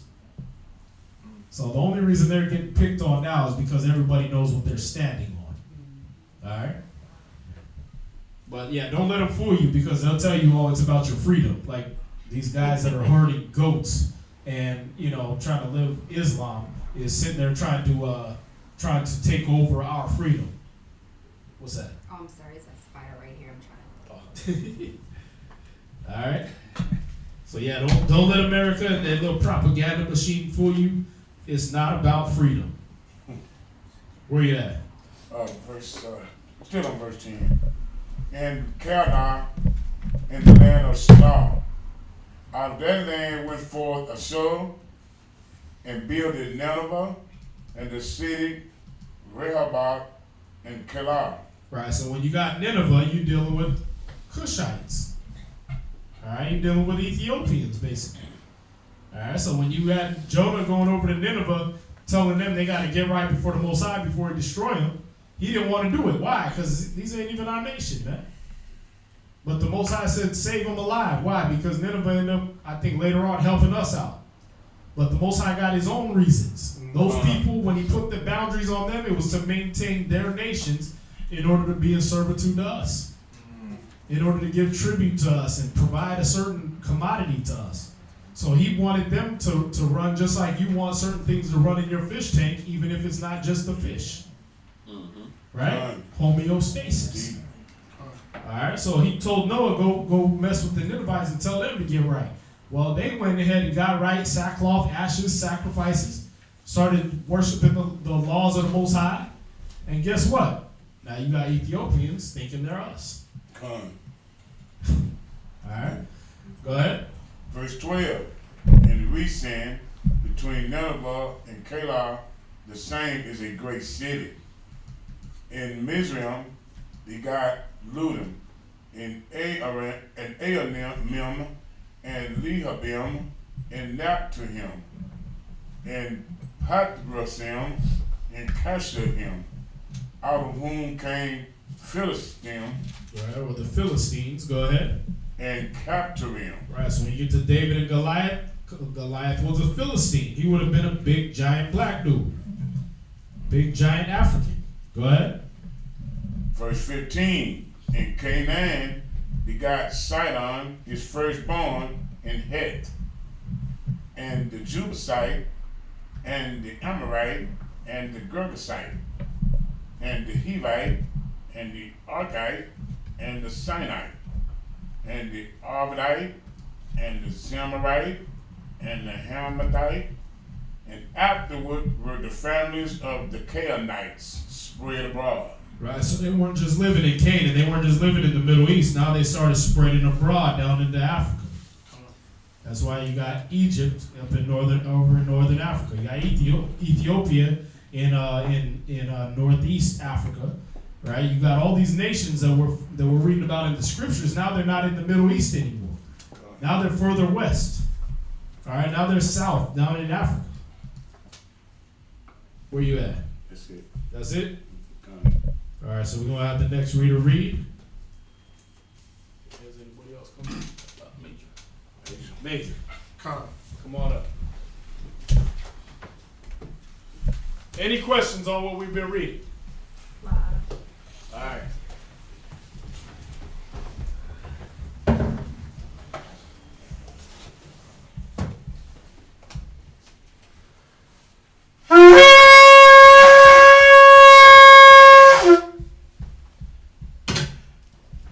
Major, Shabbat Shah, Yahawada, Bun, Yasharala. Major, Shabbat Shah, Yahawada, Bun, Yasharala, I imagine.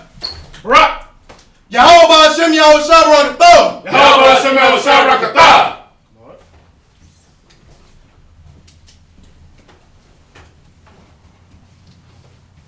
This girl like to follow me, bro. Do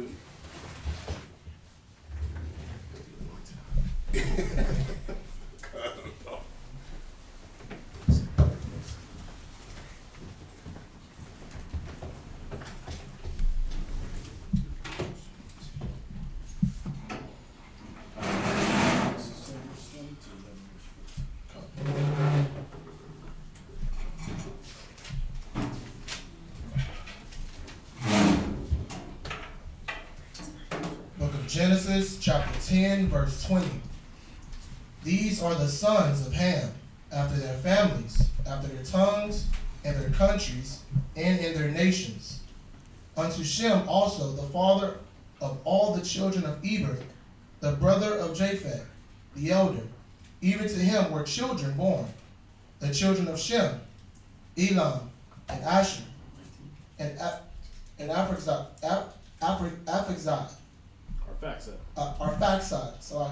and Lud, and Aram, and the children of Aram, Uz. I think you were supposed to start at 19.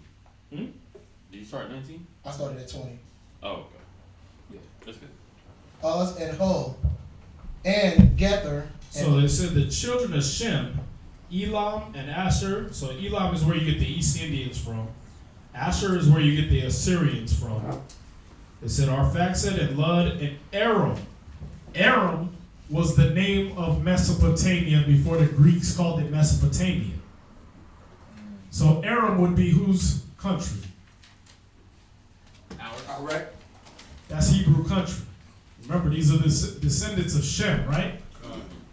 All right, so Shem would have been one of the kings of Mesopotamia. Eber is a known king of Mesopotamia. All right, I got that in this other book. Hopefully, I got it in here still. Let's see. If I don't, I'll have to get it for you the other day, but nope, that's the Edomite.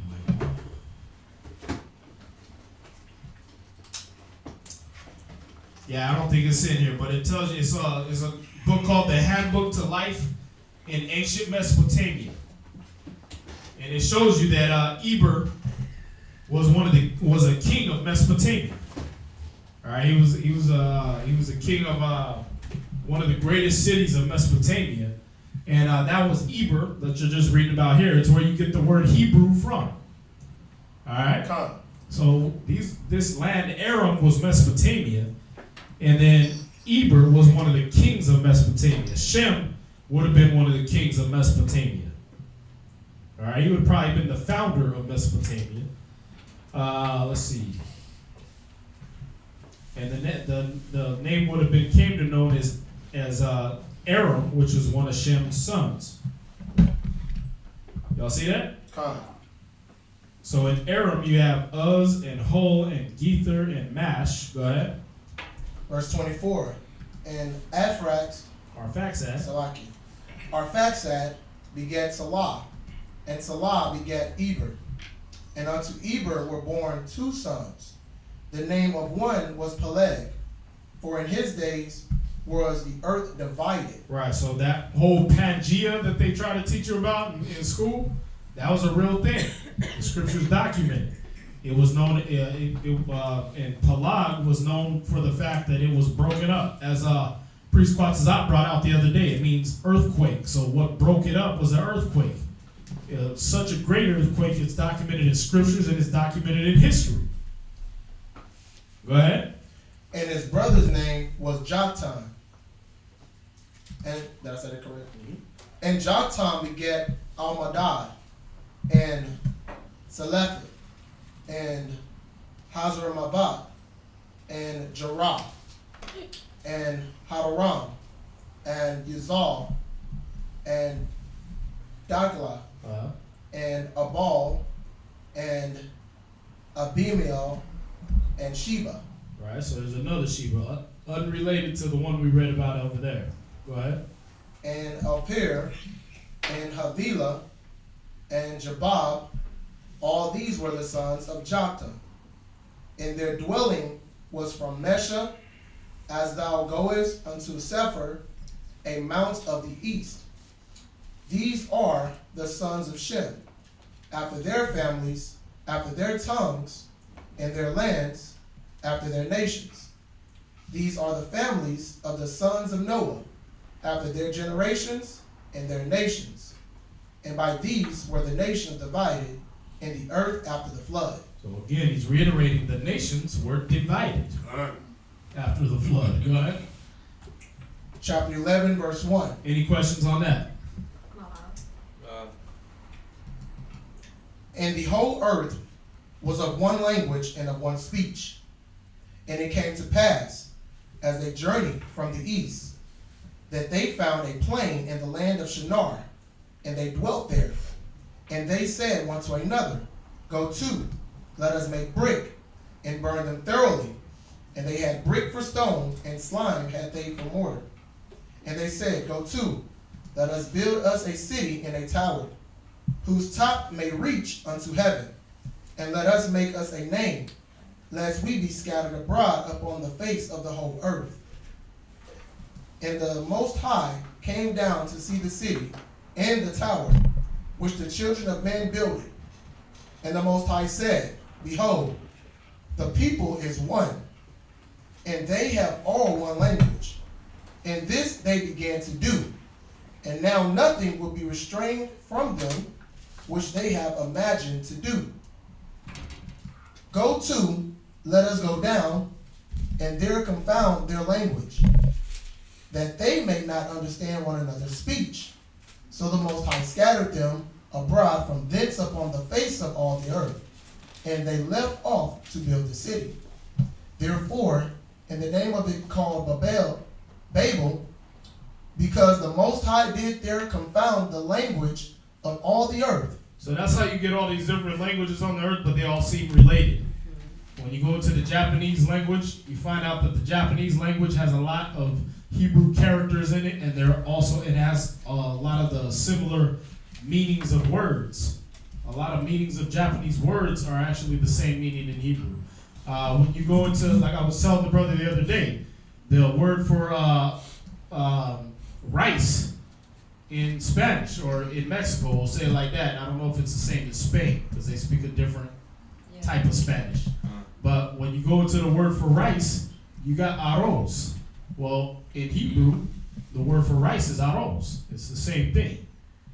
Y'all see that? You catch a cab here. You catch a marakab. Marakab is how you say chariot in Hebrew or car in Hebrew. So you got all these different words and connections that are made across the board, whether it's Latin, Hebrew. Certain African languages have a lot of Hebrew words in them. Why? Because we were all one language and one tongue. But the problem became, like I said, if I had that book with me, I'll show you that. But somebody was saying Abba in Hebrew, calling their father. Well, Abba is actually a Babylonian moon goddess. So one person was hearing you calling for father, but another one was hearing that he was praying to their goddess or praying to the moon. So this is how the confusion of languages came about. It ain't that they all started speaking just some weird gibberish. It's that they were still speaking the same thing but understanding different. And so they had to change words and change things to try to be able to still communicate. And that's where you get this confusion of tongues at. Y'all see that? It's interesting because like my kid's mom is Korean, and Appa is same for father in Korean. Right. It's like Abba and Hebrew. Yeah. Father, but yeah. And again, if you go to Mexico, some of the kind of pet names for mother and father is Abba, Ama. That's it, directly Hebrew, right? That's it, directly how you say mother and father in Hebrew. What's that?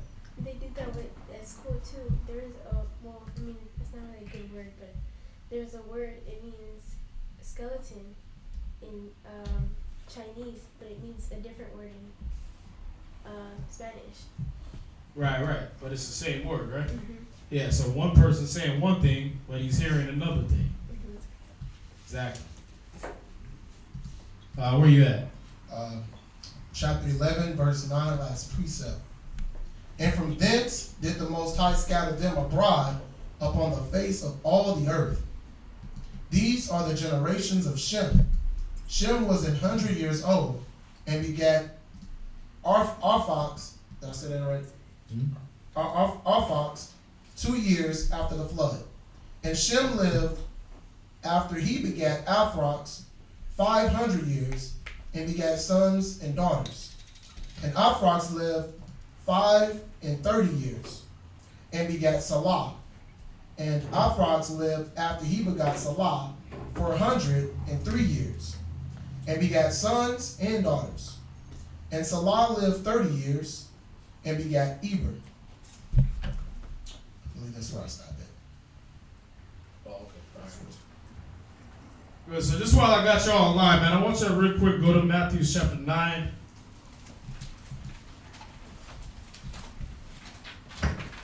Start at verse 36.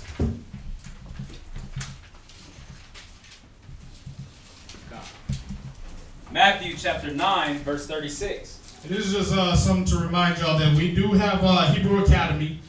Y'all can come and be a part of that. Hebrew Academy entails, brothers and sisters being able to come to class brothers being able to come to class every time we have class, and then also being part of the work, starting to get into the work to become a priest, to become officers, to become soldiers, generals, things like that. It's how you get accredited according to Hebrew custom. All right, it's how you go through the ranks in Hebrew custom. All right, we're not doing like they do out in the world and you get a certificate.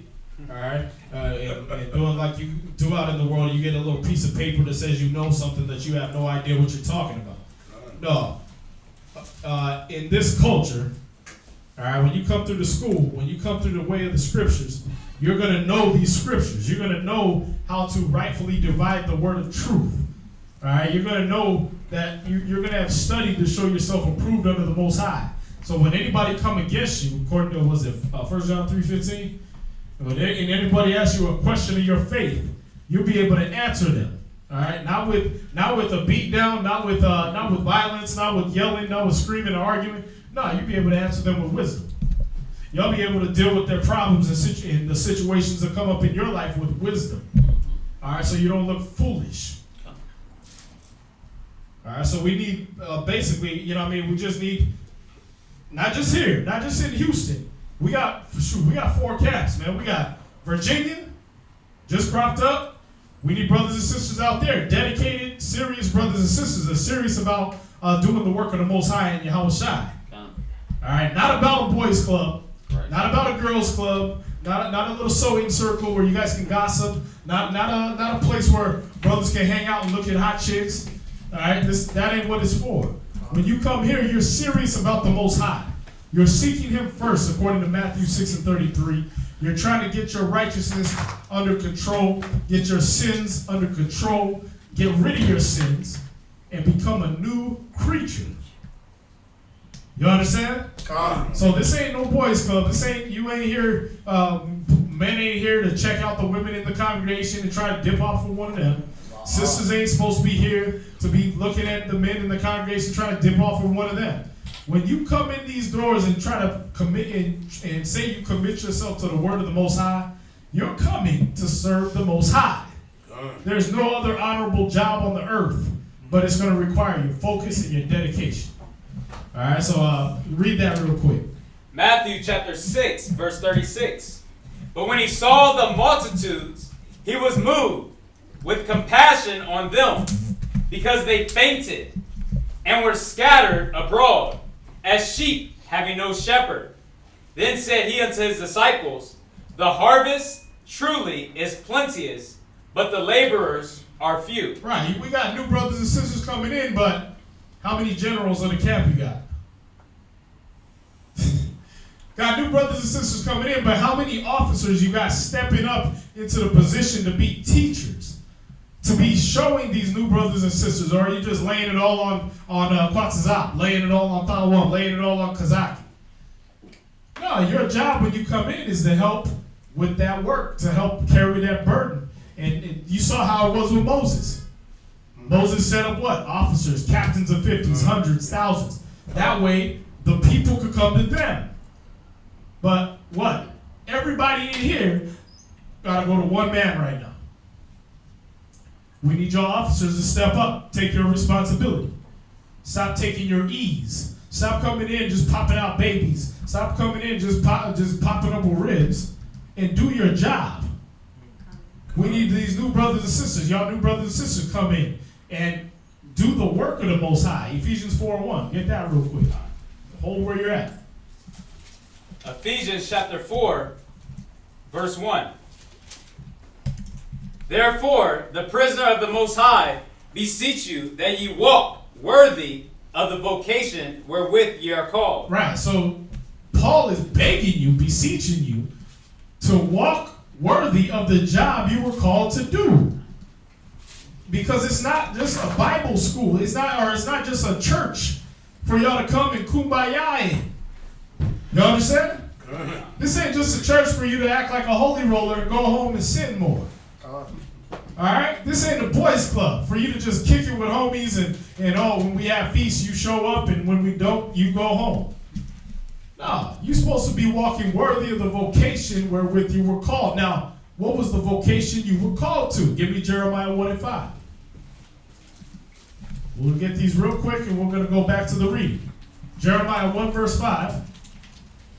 Jeremiah chapter 1 verse 5. Read that. What's the vocation we were called to? What job were we called to do? Before I formed thee in the belly, I knew thee. When you put in a job application? Before I formed thee in the belly, I knew thee. Well, I was looking over your resume. Before I formed thee in the belly, I knew thee. Okay, so this wasn't a choice that you got to have. Before the Most High formed you in the belly, before he let that little zygote meet that sperm, he knew you. He had already marked you. Go ahead. And before thou camest forth out of the womb, I sanctified thee. He what? I sanctified thee. When you were a baby, he chose you. He said, I'm sanctified. I'm setting you apart. That's why you didn't run to the same excess of riotousness, like it says in Ecclesiastes 2. You didn't run with them. You didn't go with them and do all the wicked things they do and take part of all the voluptuousness. He was like, yeah, this smoking weed it's all right, but it ain't really doing nothing for me. Doing drugs, it's all right, but it ain't really doing nothing for me. There's something bigger.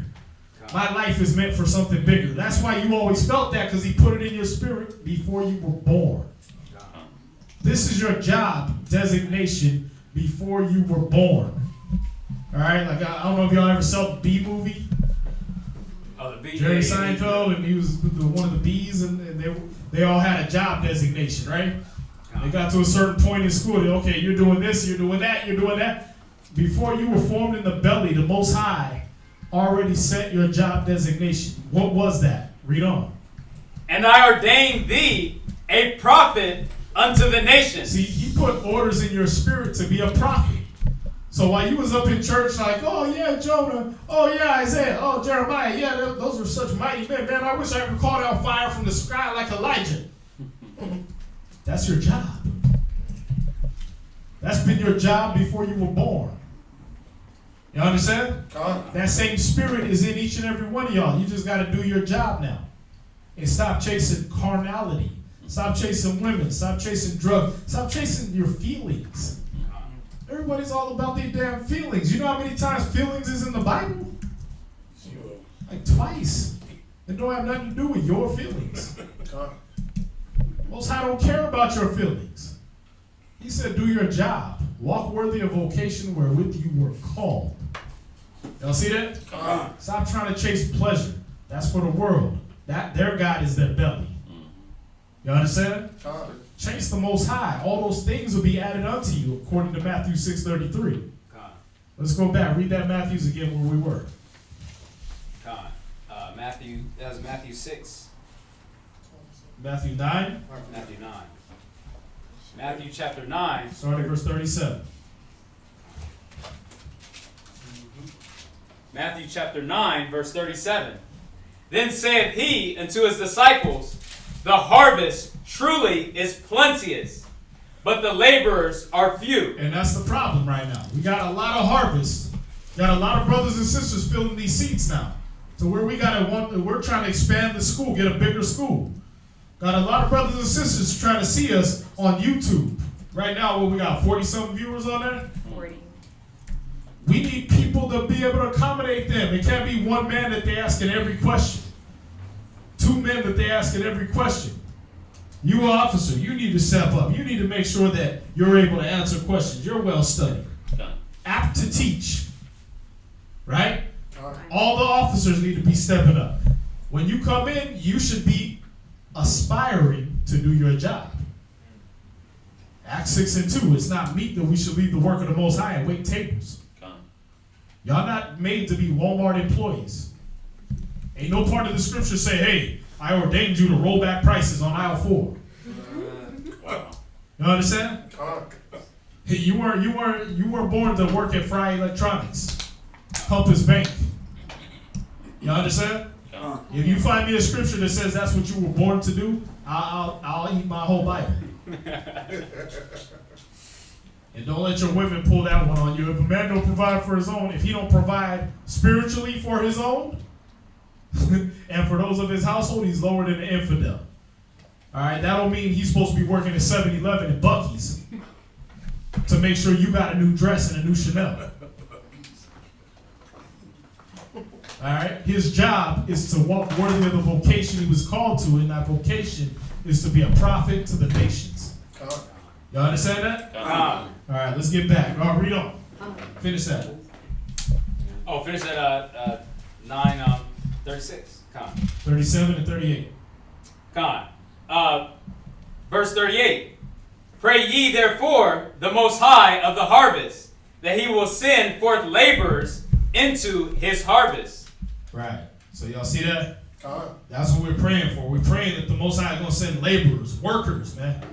Not hangouters, not loiterers, not vagabonds. You understand? Not bums, not moochers. Spiritual and physical. You got spiritual moochers just want to hang around because brothers make them get goosebumps. You a fan. Wow. You understand? No, you need workers, laborers, people that want to put their hand to the plow. All right? Let's get back to the reading. Question. What's that?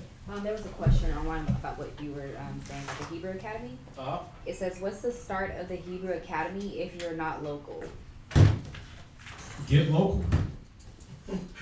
I mean, we got brothers from Tennessee that moved all the way down here, started their life all over, left family, friends, whatever, and, you know, then traveled out with the brothers in Virginia and got shipped out just for having that zeal. All right, we don't have brothers from who come all the way from Colorado just to celebrate the feast with us and still follow us on YouTube and all that. Get local. You do your Hebrew Academy, whatever time that takes you, that's up to you. However fast you advance, that's up to you. And you want to be working to, you know, if you want to get back to where you are or start a camp there, become a general through the Hebrew Academy, do it the right way, do the steps. All right, a man is not crowned unless he strive lawfully. All right, so you do it the right way, you come through the academy. The YouTube Israelite days are over. All right, they never began. Nobody asked any of these brothers, hey man, what YouTube channel did you watch? You know what I mean? Nobody asked you that before you start guiding their family and telling them what to do. They don't be like, hey, yeah, well, what YouTube channel did you learn from? Nah, they want to know where you were. Where was you at in the 90s? Were you on the streets? Where was you at in the 2000s? Was you on the street corners? Was you in that book? Did you come through one of the Hebrew academies where the priest got to give you tests and show you, and you were shown and through counsel, through multitude of counsel, you were brought up? Did the Most High through the Spirit bring you up, or did you just self-proclaim yourself a priest of the Most High? Did you learn YouTube off the back of the, or did you learn Hebrew off the back of the fossilized customs book, and now you think you're a Hebrew teacher? Or like the one brother, we went out there and taught his family and friends that he brought over to his house, and he proclaimed himself the teacher of the place as soon as we left. Is that what kind of teacher you are? See, people are going to ask, and when they ask and you got that to tell them, oh, I'm a keyboard warrior from the aisles of Facebook. You're not going to be accredited. Nobody's going to give you credit for that. But when you say you came through a Hebrew academy with brothers with discipline, that's when you're going to be looked at for your wisdom. That's when you're going to be looked toward for your wisdom and dependent on. All right? Let's see. Was that it? Was that it on the question? Oh, cons, I guess I realized. Okay. All right. Where we at? You finished your reading? Yeah, I finished mine. I stopped at verse 14. So we're reading number 6 as you. Genesis 11, verse 15 through. Also, if I could say one thing, in reference to like what he was just saying about the Hebrew Academy, me personally, you know, one thing that I learned here is that all things are lawful but not expedient. You know what I mean? Just because you feel like you may not learn as quick as somebody else or things of that nature. I mean, this is my third camp that I actually came across. So for those individuals, I think it was one individual that asked a question about how do you become a part. You know, I've been to 2 different states where I tried to become a part of a camp that just didn't sit right in my spirit. So don't think, you know, it's all about you finding your way. So if it's here, come and try it out. I would say take the chance. If it's somewhere else, take the chance. Go out there and find out and see if it works for you. I've been here it'll be a year next month. So, you know, find out where home is for you.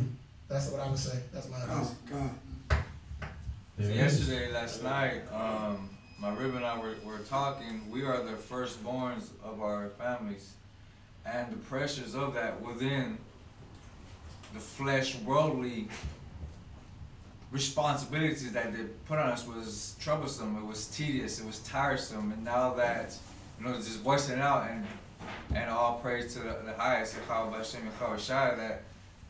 that we got older brothers, we got older sisters that we are able to learn from. You know what I mean? And so that's just something that's refreshing on our spirit as well. And these are new brothers and sisters. They travel from out of state, got here, to try to get that discipline, try to get those spiritual issues worked out.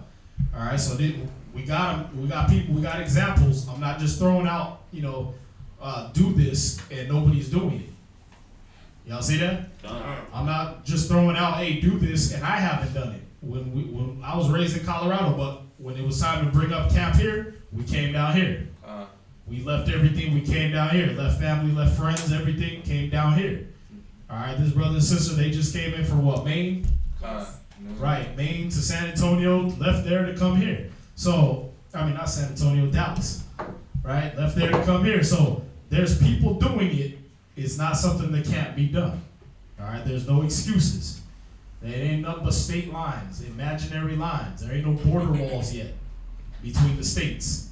Yeah. All right, so y'all can make it. Y'all can do it. It can be done. And if not, if it's impossible, keep watching us on YouTube. The Most High will make a way. Yes, sir. All right. That it? Go ahead. Genesis chapter 11 and verse 15. And Salah lived after he begot Eber 403 years, and begot sons and daughters. And Eber lived 430 years, and begot Peleg. And Eber lived after he begot Peleg 430 years, and begot sons and daughters.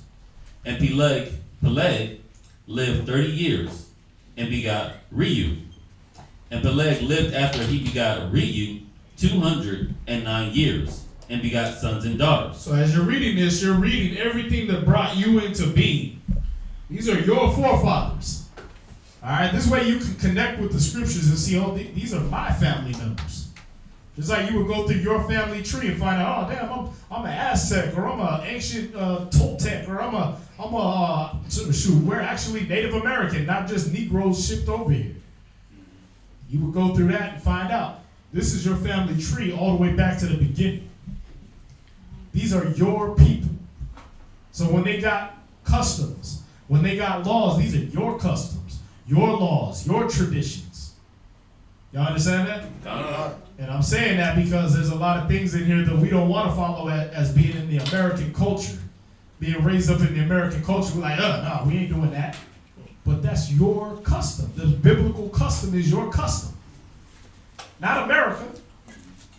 That's wickedness. This is your custom. All right? Go ahead.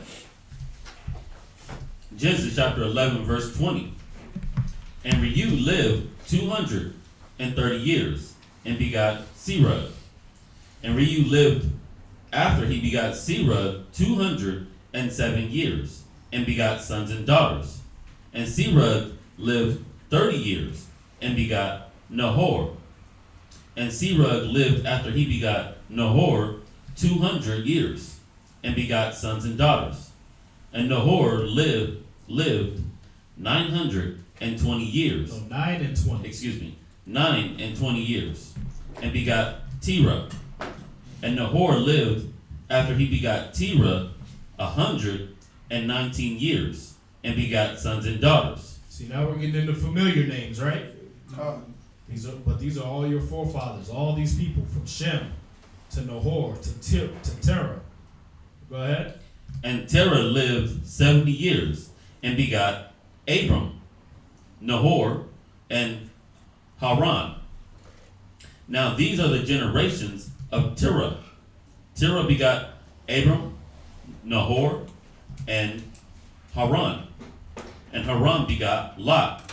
And Haran died before his father Terah, in the land of his nativity, and Ur of the Chaldees. Right. A war is how you say light in Hebrew. Is how you say light in Hebrew. All right. So Abraham came from the light. He was the light of the Chaldees.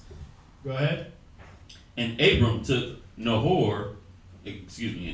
and Nahor took them wives, and Abram's wife was Sarai. And the name of Nahor's wife, Milcah, and the daughter of Haran, the father of Micah, and the father of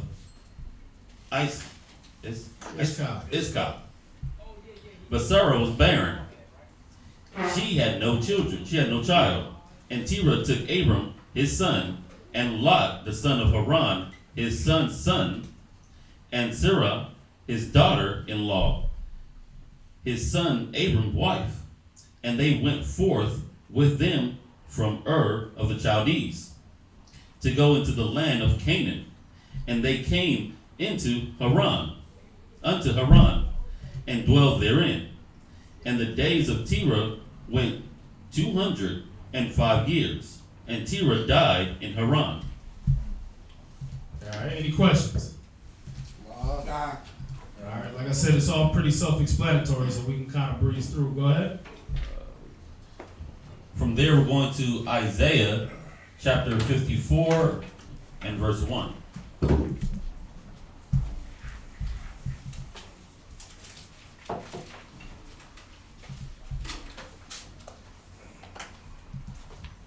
So we just got through reading about all our forefathers up to Abraham.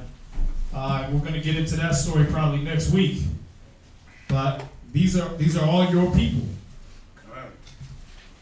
All right, these are when they're going down through Shem's lineage, they're going down through the lineage of the chosen people by the Most High. And they're bringing you right to Abraham. Isaiah chapter 54 and verse 1. Sing, O barren, thou didst not bear. Break forth into singing, and cry aloud, thou that didst not travail with child. For more are the children of the desolate than the children of the married wife, said the Lord. Enlarge the place of thy tent, and let them stretch forth the curtains of thy habitations. Spare not, lifting thy cords, and strengthen thy stakes. For thou shalt break forth on the right hand and on the left. So this is to Israel. This is a message to Israel. The barren that brought forth, right? The one that he said more of the children than of the desolate than the children of the married wife. That's talking about Sarah. She became the mother of many nations. That's what Abraham means, father of many nations. So she had more children than the handmaid.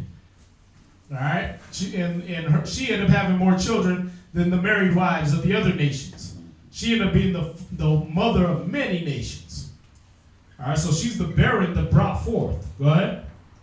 And thy seed, verse 3, for thou shalt break forth on the right hand and on the left, and thy seed shall inherit the Gentiles. See, that's why everywhere you go, you find out who's an Israelite. Why?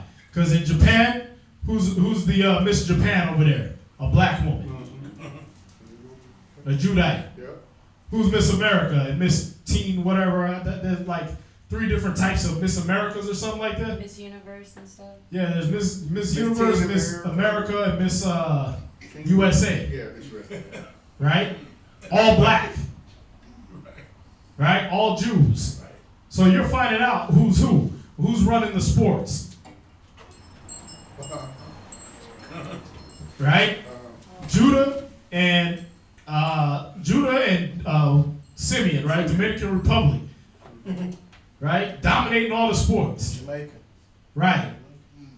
The businesses. Who started to dominate businesses? Issachar. They started to take over the businesses. Y'all catch it. Y'all thinking they just coming over here working illegally and all. Nah, these cats is establishing businesses. The sugar industry. Huh? The sugar industry, Domino. Sugar industry, but no, the person running McDonald's is an Issachar. Yeah, it's Issachar. All right, they're in there, but they're coming in on the creek quiet while you focus on the border. These cats is running Fortune 500 companies. Y'all see that? Why? Because the Most High is bringing Israel out of every corner like he prophesied, right here. Y'all see that?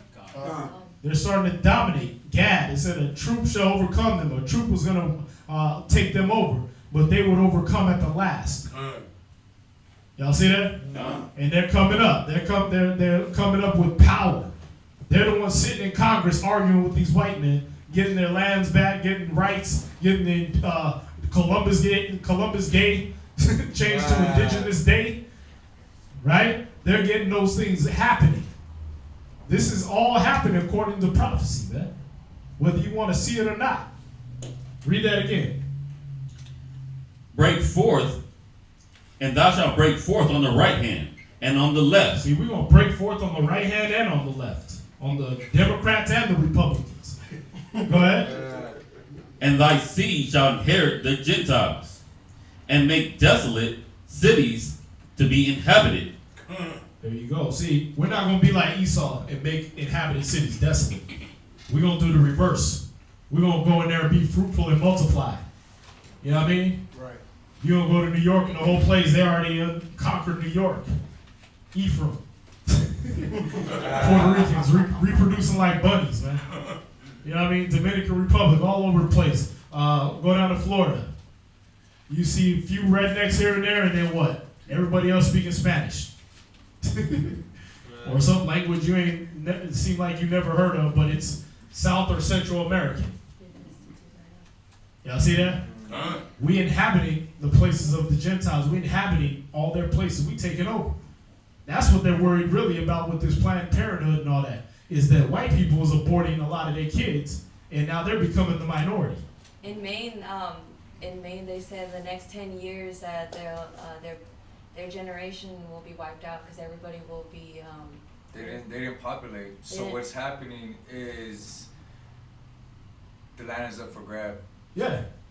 It's gonna belong to our people, man. Sure. Yeah, and they don't have that whole generation. They're missing a whole gap of the generations. Yeah, because people went out there and they was all about money and business and forgot to make families to give it down to.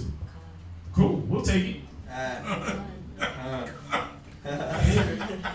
mean, it's like I said, it's all fulfillment of prophecy. The Most High is flipping all that back on them. Yes. Y'all see that? Like I said, that Planned Parenthood, that's what they're really worried about. Frances Cress Welsing, she was saying it way back in like 1970 something. That all these people are a minority right now. We're the majority. We just ain't got together. You know what I mean? They're worried about abortion clinics and all that. Now, because what? They realize that, damn, we're killing off our own. And yeah, a black woman might kill 14 million, but another black man will hook up with her and make another 20-something million. You know what I mean? So, yeah, we might be killing our babies, but we're making enough to replenish. Esau ain't doing that. They killing their babies in Planned Parenthood and condoms and all that stuff, but they're not replenishing. Yeah. It was funny because when we was over there in Maine, they'd be like, yo, what are you, bro? I was like, Mexicano, bro. Like, what's up? They're like, man, we never seen nobody big like you over here. I was like, y'all tripping. We out here. We out here for real. They be getting scared, like, you know, the white folk walking. Yeah. Okay, so this is a short little funny story real quick. We be walking down the streets in Maine and whatnot, and, you know, the white people scattering. It got so annoying that every time a white person did that to me, it was like, don't look at me, white boy, like, crazy. But see, remember, when you get from here to Isaiah 60, after that table turns, man, they're going to be coming to serve you. They're going to be wanting their sons and their daughters to marry you. They're going to be wanting their sons and their daughters to go to your schools. They're going to want you in their neighborhood to raise the property value. Yep. To raise it, not lower it. Y'all see that? But they ain't going to want nigger Israel. They're not going to want spick Israel. You understand? Right. They're going to want Israelites, grown-ups, men of wisdom, women of wisdom. All right? They're not going to your old niggardly ways. They're not going to want to learn how to be gangster. They're not going to want to learn how to whip crack up in a pot. You understand? They're going to want wisdom. They're not going to want to know how you get women and how many women you got. They're going to want wisdom. They're going to want to learn how to feed their children, how to run their household, balance their finances. Grown-up stuff, man. So y'all brothers got to get y'all stuff together, man. You can't be chasing ass your whole Hebrew career. Because the nations already know how to do that. The nations already know how to make meth. They already know these things, man. The Chinese, the Japanese, they already know how to eat defiled animals. Trust me. They know to a T They got a Chinese dog eating festival about to go on. Oh, God. They already know how to defile themselves. They're going to want to know how to purify themselves. How do y'all live so long? How are y'all so happy? Why is it no matter what kind of crap is going on, y'all Negroes can still make the best meals with a big-ass Sambo smile on your face? They still trying to figure that out. Like, damn, we put these cats through slavery. We experimented on them with experimental illnesses and viruses. And these niggas is still tap dancing. They still topping the Billboard charts. Like ain't nothing wrong. Yep.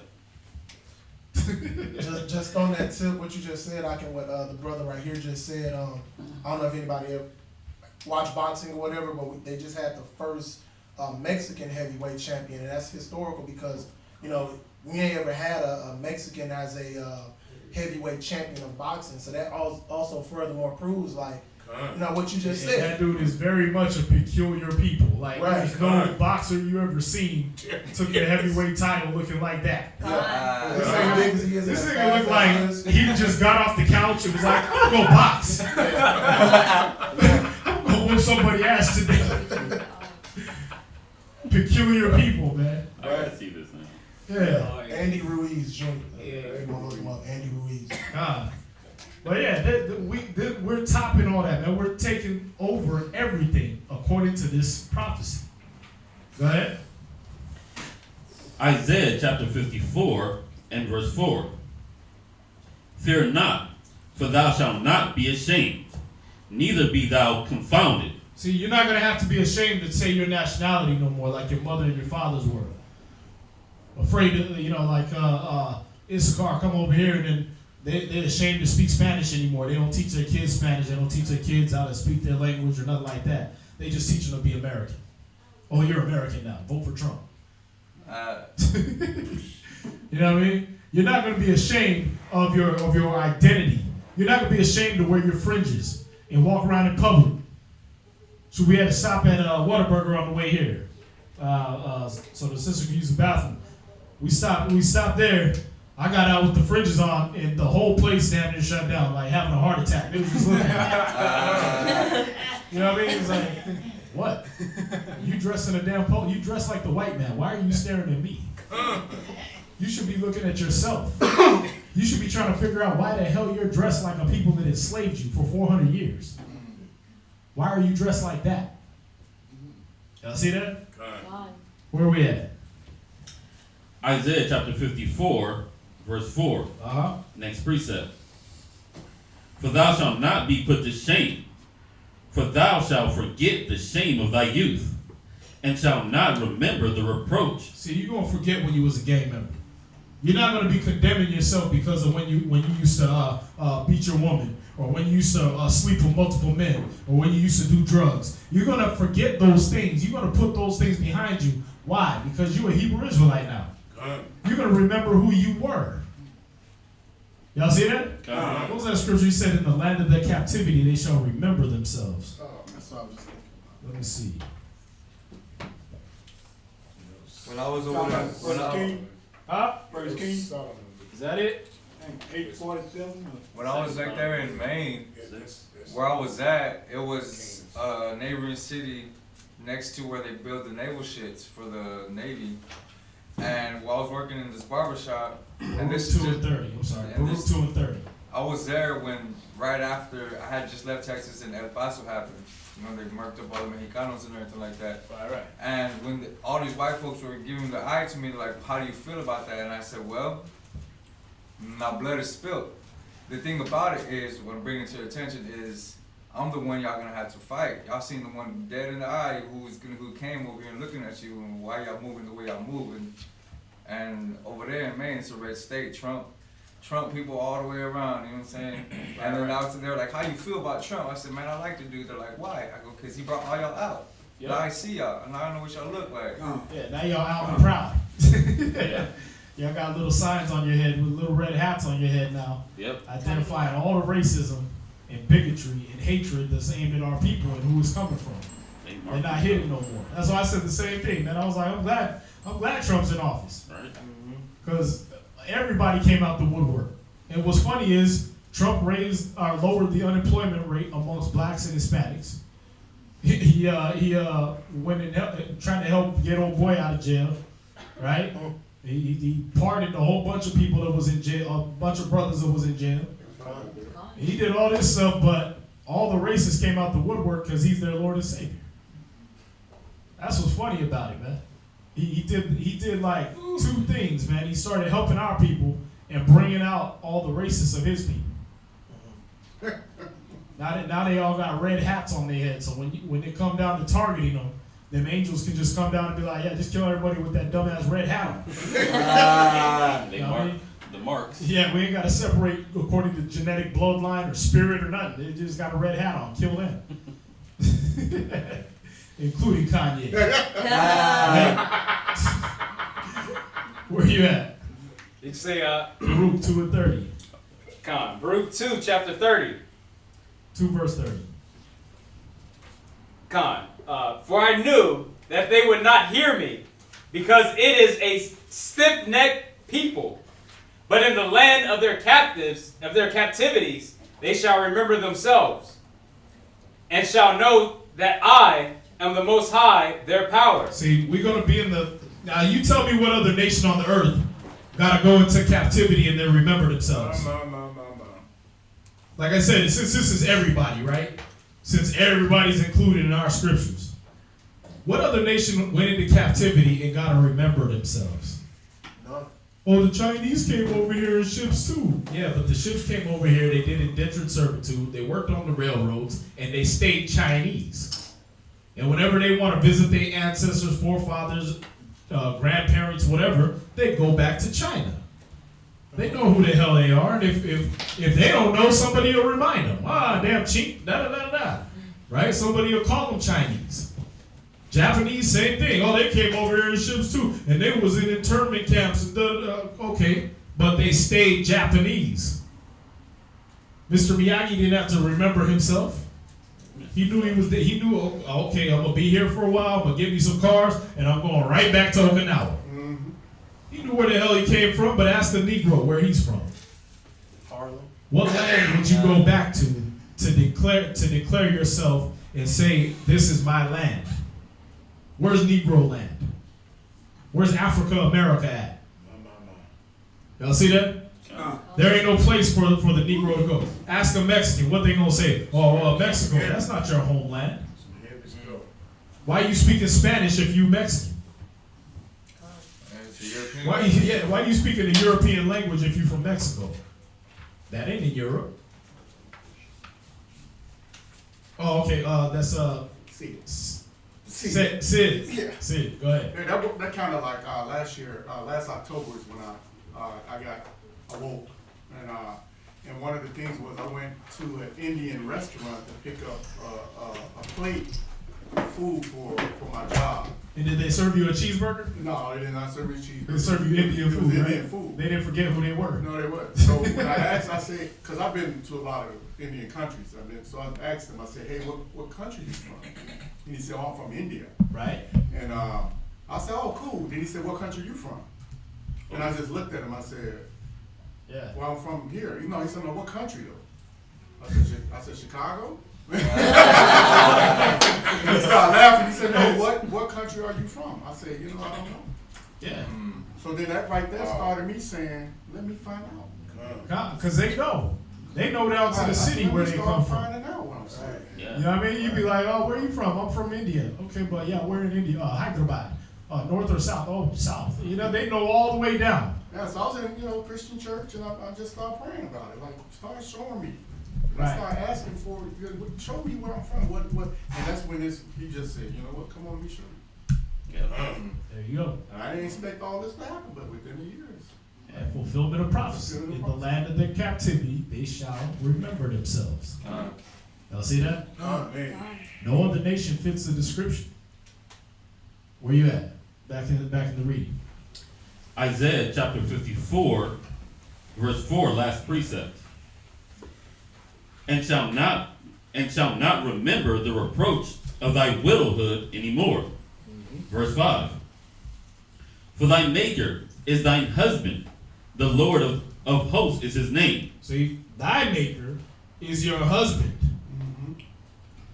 The one that made you is your husband. Y'all married to the Most High. This ain't for every other nation. Can every woman on the planet claim to be your wife? Wow.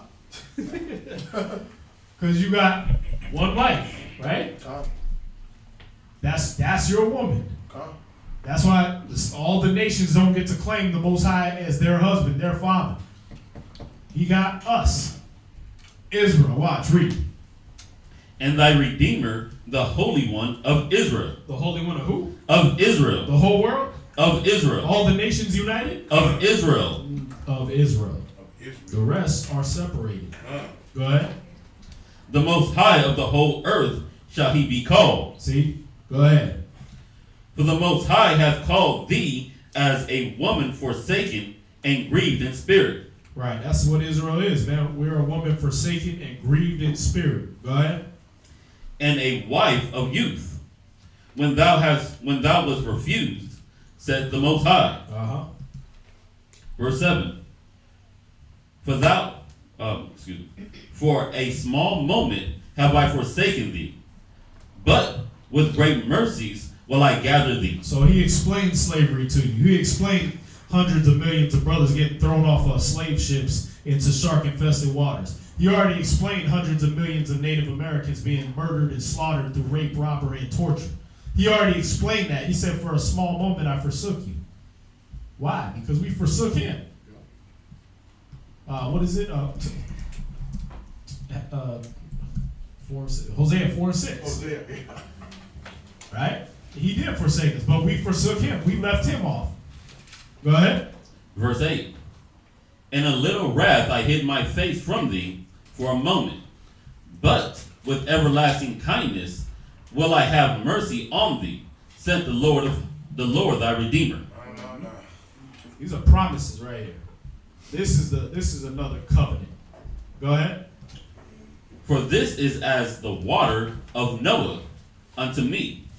For as I have sworn that the waters of Noah should no more go over the earth, so I have sworn that I would not be wroth with thee, nor rebuke thee. See that? So this is how he's going to treat us from now on. He's going to start treating us with that grace and that mercy he had as a young wife, as a wife that hadn't left off and committed adultery on him. Y'all get that? All right. So we're the next reader? Yeah. And that's 10 through 17.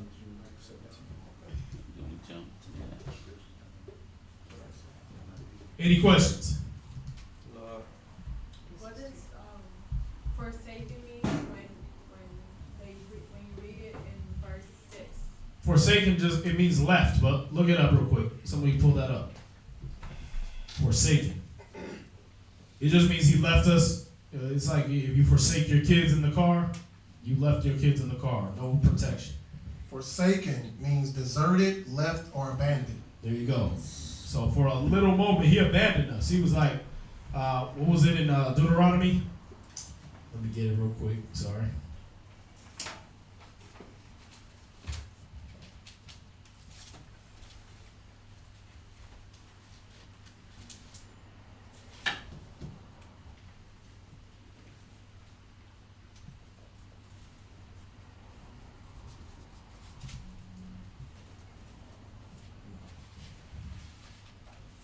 And 20.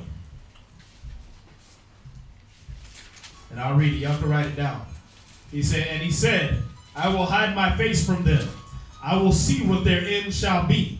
For there are a very froward generation, children in whom is no faith. He said, they have moved me to jealousy with that which is not the Most High. They have provoked me to anger with their vanities. And I will move them to jealousy with those which are not a people. I will provoke them to anger with a foolish nation. So he's showing you right there that it was our fault. He couldn't even deal with us no more. Like, you can't deal with a nation that's over there sacrificing their own babies and claim you're their God. Oh yeah, those are my people over there. Yeah, the ones that are butt naked having anal sex with each other. No, you ain't gonna claim them. Just like a father don't want to claim his kids when he turned gay. Y'all see that? You don't want to claim no kid. When your kid turned into a crackhead, you don't be like, yeah, this is my doctor's son over here, and this is my lawyer daughter over here, and that's my crackhead son over here. I'm so proud of baby. Smoke that pipe, baby. You don't do that, right? Exactly. So he disowned us. He don't want no damn crackhead children. All right, but that was for a time. Let's see. All right, so did that answer your question? All right, so yeah, forsaken just means that for a time he abandoned us. He left us. Hey, say, please, I'm gonna, in Baruch 2 where you was at just then? Yeah, 2 and 30. Yeah, it was 30. Can I read a couple of more? Just right quick. Go ahead. 31 said, and shall know that I am the Lord their God, for I will give them an heart and ears to hear, and they shall praise me in the land of their captivity. See that? And think upon my name. There you go. And that's happening. That's happening right now. That's happening right now. Y'all doing it right now. Y'all fulfilling it right now. Brothers and sisters running around like I went to where did we go? Chucho's or something like that. Some little Mexican restaurant, hole in the wall place. You know what I mean? That I stopped over with my rib. And this dude, I was just wearing this t-shirt with the fringes on. Oh, you a Hebrew Israelite, huh? He just popped up. I'm like, I didn't even see you. You know what I mean? You a Hebrew Israelite, huh? I'm like, damn. I told her Adam couldn't be hidden. It didn't matter where he went. They know. You know what I mean? So yeah, it's real. This is happening. People you think aren't Israelites. People you think, oh, that's just some nigga on the street. No, he been woke up already. Right. Y'all see that? So this is all being fulfilled right now. And if you don't see it, you're retarded. If you still thinking this is a coincidence or the Bible's just a man-made book, you're retarded. All right. If you're still stuck in if you're still lost in translation, like, oh yeah, the Bible was translated so many times and it's real. Right. I don't give a damn how many times it's translated. If it's still real, you can't deny it. That's right. Y'all see that? Yes, sir. It don't matter who wrote it. It's real. Find me another book. Herman Melville. Did a white man really go travel the world and kill a giant sperm whale? No. Not with his bare hands and one harpoon in a canoe. Hell no. So that ain't real. You can read Moby Dick all day and never find that story in life. All right? What's it called? Dante's Inferno, Dante Alighieri. All right? You can travel the whole world and you'll never end up in the seventh circle of hell. Y'all see that? You'll never end up in the land where that's on fire and little weird babies from abortions is coming to kill you. That's not real. Y'all see that? But if I read these scriptures and it tells you that these people who were oppressed and trodden down of the Gentiles, of other nations, every other nation on earth trod them down. There's real people like that. There's a real nation like that. And it says these people are going to remember who they were, and they're going to come back and start worshiping their Father, the God of the entire world. And that's happening? Well, I don't give a damn who translated. Y'all see that? Shoot. What's funny is niggas will change their channel loyalties because the weatherman told them it was going to rain and it became sunny and they had to go to work anyway. I ain't watching Bob Show and Show no more. I'm a Channel 7 man now. Right. But the Bible tell you all this real stuff and never fail, and you sitting here, oh, that's translated. Because they told you to stop committing idolatry. Because they told you to stop being a womanizer. Because they told you to stop being a woman trying and buying different men. Because they told you to stop shaking your butt for change. Oh, that's translated. Get out of here, man. You'll trust the damn weatherman until he lied to you and then deny the book that never lied to you? Right. Where we at? Oh, Isaiah. 54 verse 10 through 17, right? Yes, sir. All right. For the mountains shall depart and the hills be removed, but my kindness shall not depart from thee. What that's talking about, the mountains and hills represent nations. They represent kingdoms. Alright?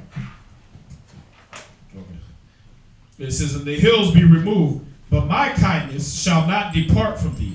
Neither shall the covenant of my peace be removed, saith the Most High, that hath mercy on thee. O thou afflicted, tossed with tempest, and not comforted, behold, I will lay thy stones with fair colors, and lay thy foundations with sapphires.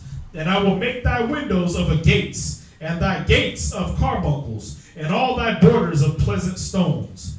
And all thy children shall be taught of the Most High, and great shall be the peace of thy children.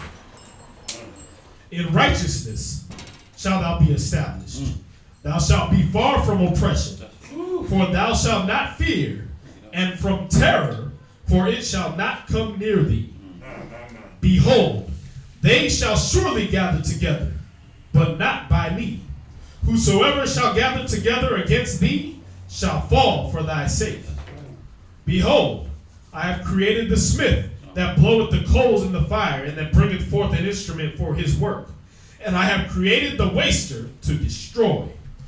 No weapon that is formed against thee shall prosper, and every tongue that shall rise against thee in judgment thou shalt condemn. This is the heritage of the servants of the Most High, and their righteousness is of me, saith the Most High. Now, it said this is the heritage of the servants of the Most High, right? Well, now we got to find out what the Bible says or defines as a servant of the Most High. We go to Psalms. Here's Psalms.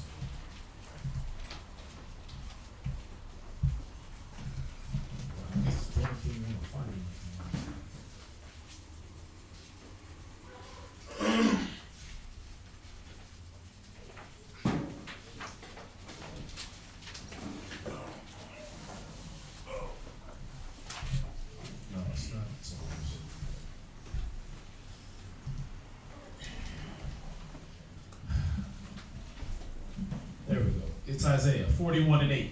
Oh, yeah. For Israel, my son. There you go.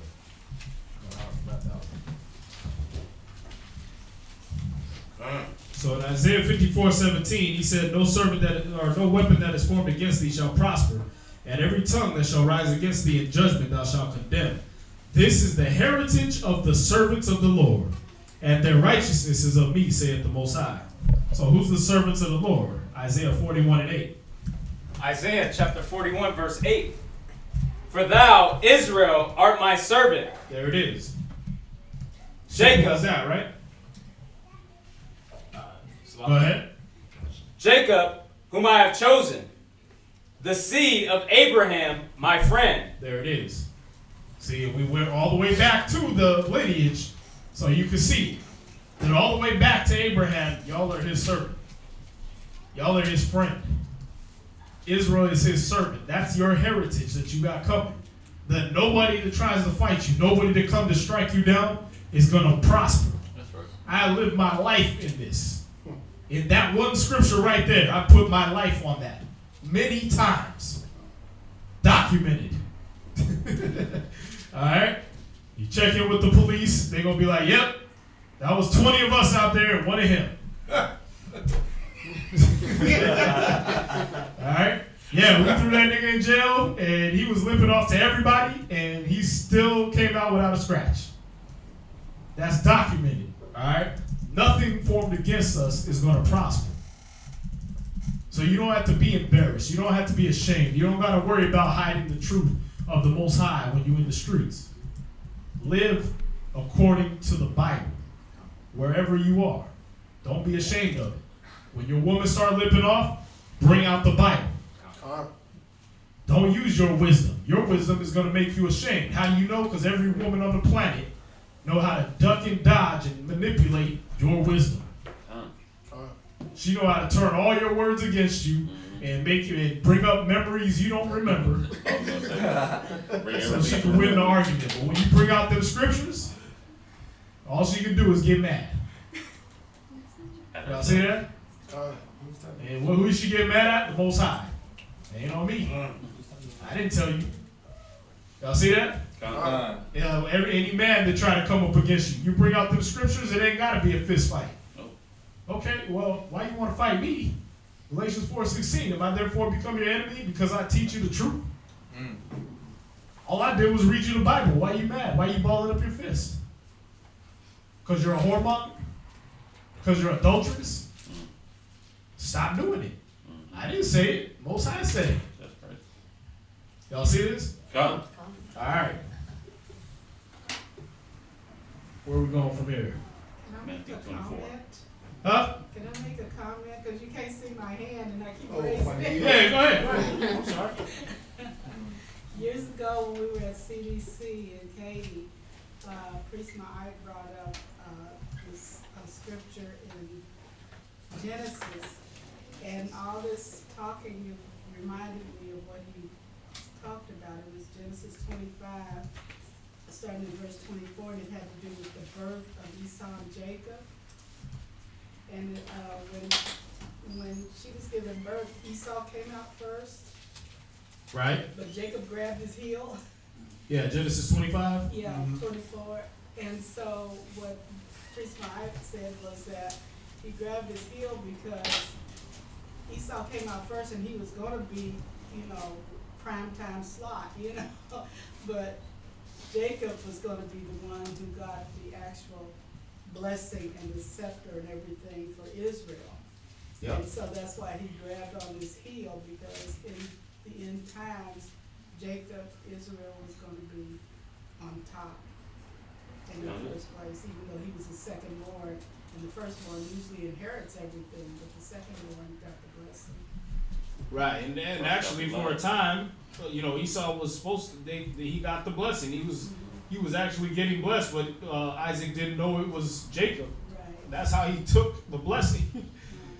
All right, but that was prophetic because that's how it was going to be. Go to Daniel 7:18.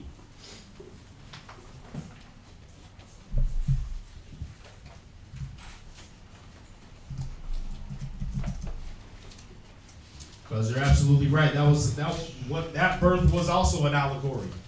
All right, Esau coming out first and having the natural birthright, but Jacob grabbing a hold of that heel so he could take that birthright, so he could usurp it. That's exactly what Daniel 7:18 is talking about. Read that. Daniel chapter 7 verse 18. But the saints of the Most High shall take the kingdom. We're gonna wait for the kingdom. Take the kingdom. We're gonna see it. We're gonna get it through observation. Take the kingdom. Right. See, we're gonna take the kingdom. We're taking it already. There's brothers and sisters already taking their natural and rightful positions in their places on the earth. The Most High is dividing that inheritance again. He's starting it already. And then Christ's going to put the final stamp on everything. He's going to come down with millions of angels and burn this place up. And take us back to our land. So we're living in these times now. The saints of the Most High are going to take the kingdom. Go ahead. And possess the kingdom forever, even forever and ever. Right, it ain't going back. It's not going back into their possession. Once we get it, it's done. No more flip-flopping. No more rotation. The buck stop here. All the cliches. But yeah. Get Matthew 24, verse 36. We're going to read through verse 46. East side of the 45 is that song. There it is. The fat lady will have sung. What was that again? Matthew 24, verse 36.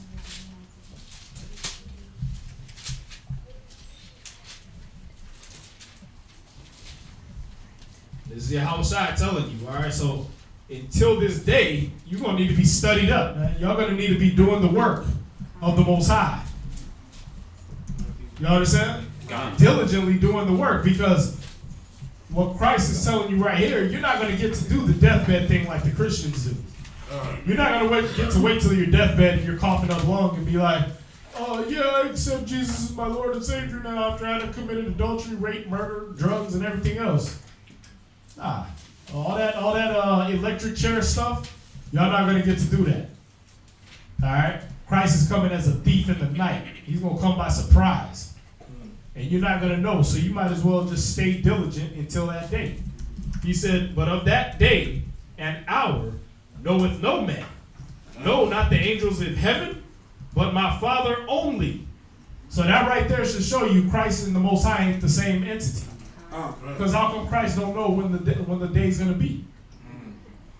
He said only his Father knows that. If they're the same person, then Christ should know, right? He said, but as the days of Noah were, so shall also the coming of the Son of Man be. For as in the days that were before the flood, they were eating and drinking, marrying and giving in marriage, until the day that Noah entered the ark. So they was going to be partying it up all up until that time. Same way as when Noah got in the ark. They was still partying it. You know, they try to make it look like, you know, before Christ comes, it's going to be this post-apocalyptic desert wasteland, Book of Eli type of thing, right? He's going to be running around eating cats. You know what I mean? Nah. It's going to be partying, party central. You know what I mean? They still going to be doing Burning Man and little flaming faggot day and all that, all up in the streets of America. And then Christ going to come and part the sky. You still going to be chasing booty or trying to get yourself righteous, and then Christ going to come and part the sky. Y'all see that? You don't know. That's why you need to study and work like as if you don't know. Stop acting like you're going to get a warning. There will be no warning. This is the warning, right? When Noah, the warning is going to be when you see brothers start walking up into the ships. You're like, oh, damn. Just like when Noah got in that ark, it was, oh, damn. He's getting in. When that drop right Bible laugh. At that point, nah, that's the thing. Noah wasn't laughing at him. He was preaching to him. Yeah. All up until he got in the ark. He laughed at him. You know what I mean? No, they was laughing at him. Oh, right. Yeah, they was definitely mocking him. Yeah, they was mocking him. Just like they gonna mock y'all. They gonna act like y'all crazy. Oh, y'all still believing in that Bible, man? Well, your Jesus ain't come. Oh, you still believe in the Bible? When is your Jesus supposed to come and save you? How come he didn't save them in slavery? Okay, keep laughing. That's exactly what they did when Noah was getting in that ark, man, until they felt that raindrop. Huh? Verse 39. And knew not until the flood came and took them all away. So shall also the coming of the Son of Man be. Then shall two be in the field, the one shall be taken and the other left. Two women shall be grinding at the mill, the one shall be taken and the other left. Watch therefore, for you know not what hour your Lord doth come. But know this, that if the goodman of the house had known in what watch the thief would come, he would have watched and would not have suffered his house to be broken. Right. See that? If you knew about your house was going to get robbed, right? You had the inside track, some niggas was going to rob you at 11:59 a.m. Wouldn't you be there at 11:55 with a loaded shotgun? Yes, And not with the duck shot. You'd be there with the buckshot, right? Yeah, you'd be right there waiting. So why not do that when your spirit is on the line? You would do that when your PlayStation is on the line, when your stove, your brand new Samsung refrigerator is on the line. But you won't do it with your spirit. You won't watch and be careful and clean your stuff up. That's backward, man. He said if the goodman of the house had known what hour the thief would come, he would have watched and would not have suffered his house to be broken up. Therefore be you also ready, for in such an hour as you think not, the Son of Man cometh. Who then is a faithful and wise servant, whom his Lord hath made ruler over his household, to give them meat in due season? Blessed is that servant, whom his Lord when he cometh shall find so doing. Not reading, not observing, not watching on YouTube, but doing. harvest is plenty, but the laborers are few. There's too many people that think that the kingdom of heaven is coming through observation, man. There's too many people that think that they're going to get to lie and kick it. There's too many people thinking the Most High is going to let them into heaven just because they open up a Bible one day. Or they do like the tooth fairy and sleep on their Bible with their Bible under their pillow. That's not going to get you in. You got to be doing when Yahushua gets here. You understand? Let's go from there. 1 Peter 3, verse 18 through 22.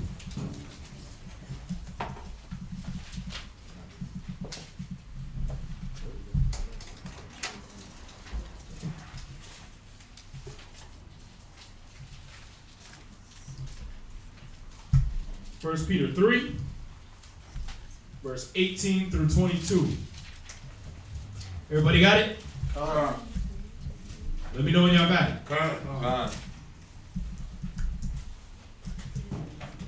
Alright, 1 Peter 3, verse 18. For Yahushua also hath once suffered for sins, the just for the unjust, that he might bring us to the Most High, being put to death in the flesh, but quickened by the Spirit, by which also he went and preached unto the spirits in prison, which sometime were disobedient, when once the long suffering of the Most High waited in the days of Noah, while the ark was a preparing, wherein few, that is 8 spirits, were saved by water. So when Yahushua died, he went and preached to these souls that got preached to in the days of Noah. The ones that rejected Noah, he preached to them like, hey, y'all ready to go now? Y'all ready to try it again? Because last time you got preached to, y'all ended up here. Y'all see that? Let's see. What verse? 21. 21, yes. The like figure whereunto even baptism doth also now save us. Not the putting away of the filth of the flesh. So this is not encouraging water baptism. That's why it's saying, not when you get dunked in water. Not when you take a shower. That's not baptism. Right. All right? He said, not the putting away of the filth of the flesh, but the answer of a good conscience toward the Most High. So your conscience got to be cleared. How do you clear that? How do you clean your conscience? Psalms 119 and 9, right? Wherewithal shall a young man cleanse his way? By taking heed thereto according to your word. That's how you cleanse your conscience, cleanse your way. Not water baptism. Verse 22. Oh, I'm sorry. By the resurrection of Yahushua, who is gone into heaven, and is on the right hand of the Most High, angels and authorities and powers being made subject unto him. That's your baptism. Your baptism is the same as Noah's baptism. Noah's was by water. He washed away the whole earth, but Noah had a good conscience toward the Most High. And he stuck it out through that whole, 150 days the water was on the earth? He stuck it out through that whole time, man. 5 months of being in a boat with your wife. And a bunch of animals. I know I would have choked my rib out. She wouldn't have made it. Because all the animals would have drove her nuts and she would have drove me nuts with that. Noah was 5 months in there with his wife, his sons, and their wives. And a bunch of funky animals. You know how clean your conscience got to be? What you say? No sources. Right. This dude went on all the people that was out there. All that. For all that time. You know how clean your conscience got to be toward the Most High, man? Right. And he stuck it through. That's how your conscience got to be. And this time, the whole world is going to get a baptism of fire, man. And a lot of them ain't going to make it. But you're going to be floating through that. Because your conscience is going to be good toward the Most High. Getting dunked in water is not going to free you from that destruction. It's not going to free you from the trials and tribulations that the world is going to have to go through, that you're going to have to go through. But what's going to free you, what's going to clean you, is going to be that good conscience toward the Most High. When you got a goal in mind, Proverbs 29:18, where no vision is the people perish.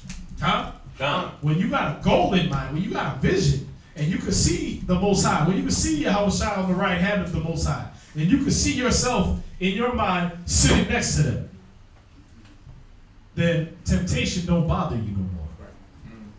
You're dead to sin now. You ain't worried about that because you're trying to do righteousness because you can see yourself at that table. That's what's going to clean you, man. That's what's going to get you ready to sit next to Yahweh Shai. Yes, sir. Yes, sir. Y'all get that? Let's go from there.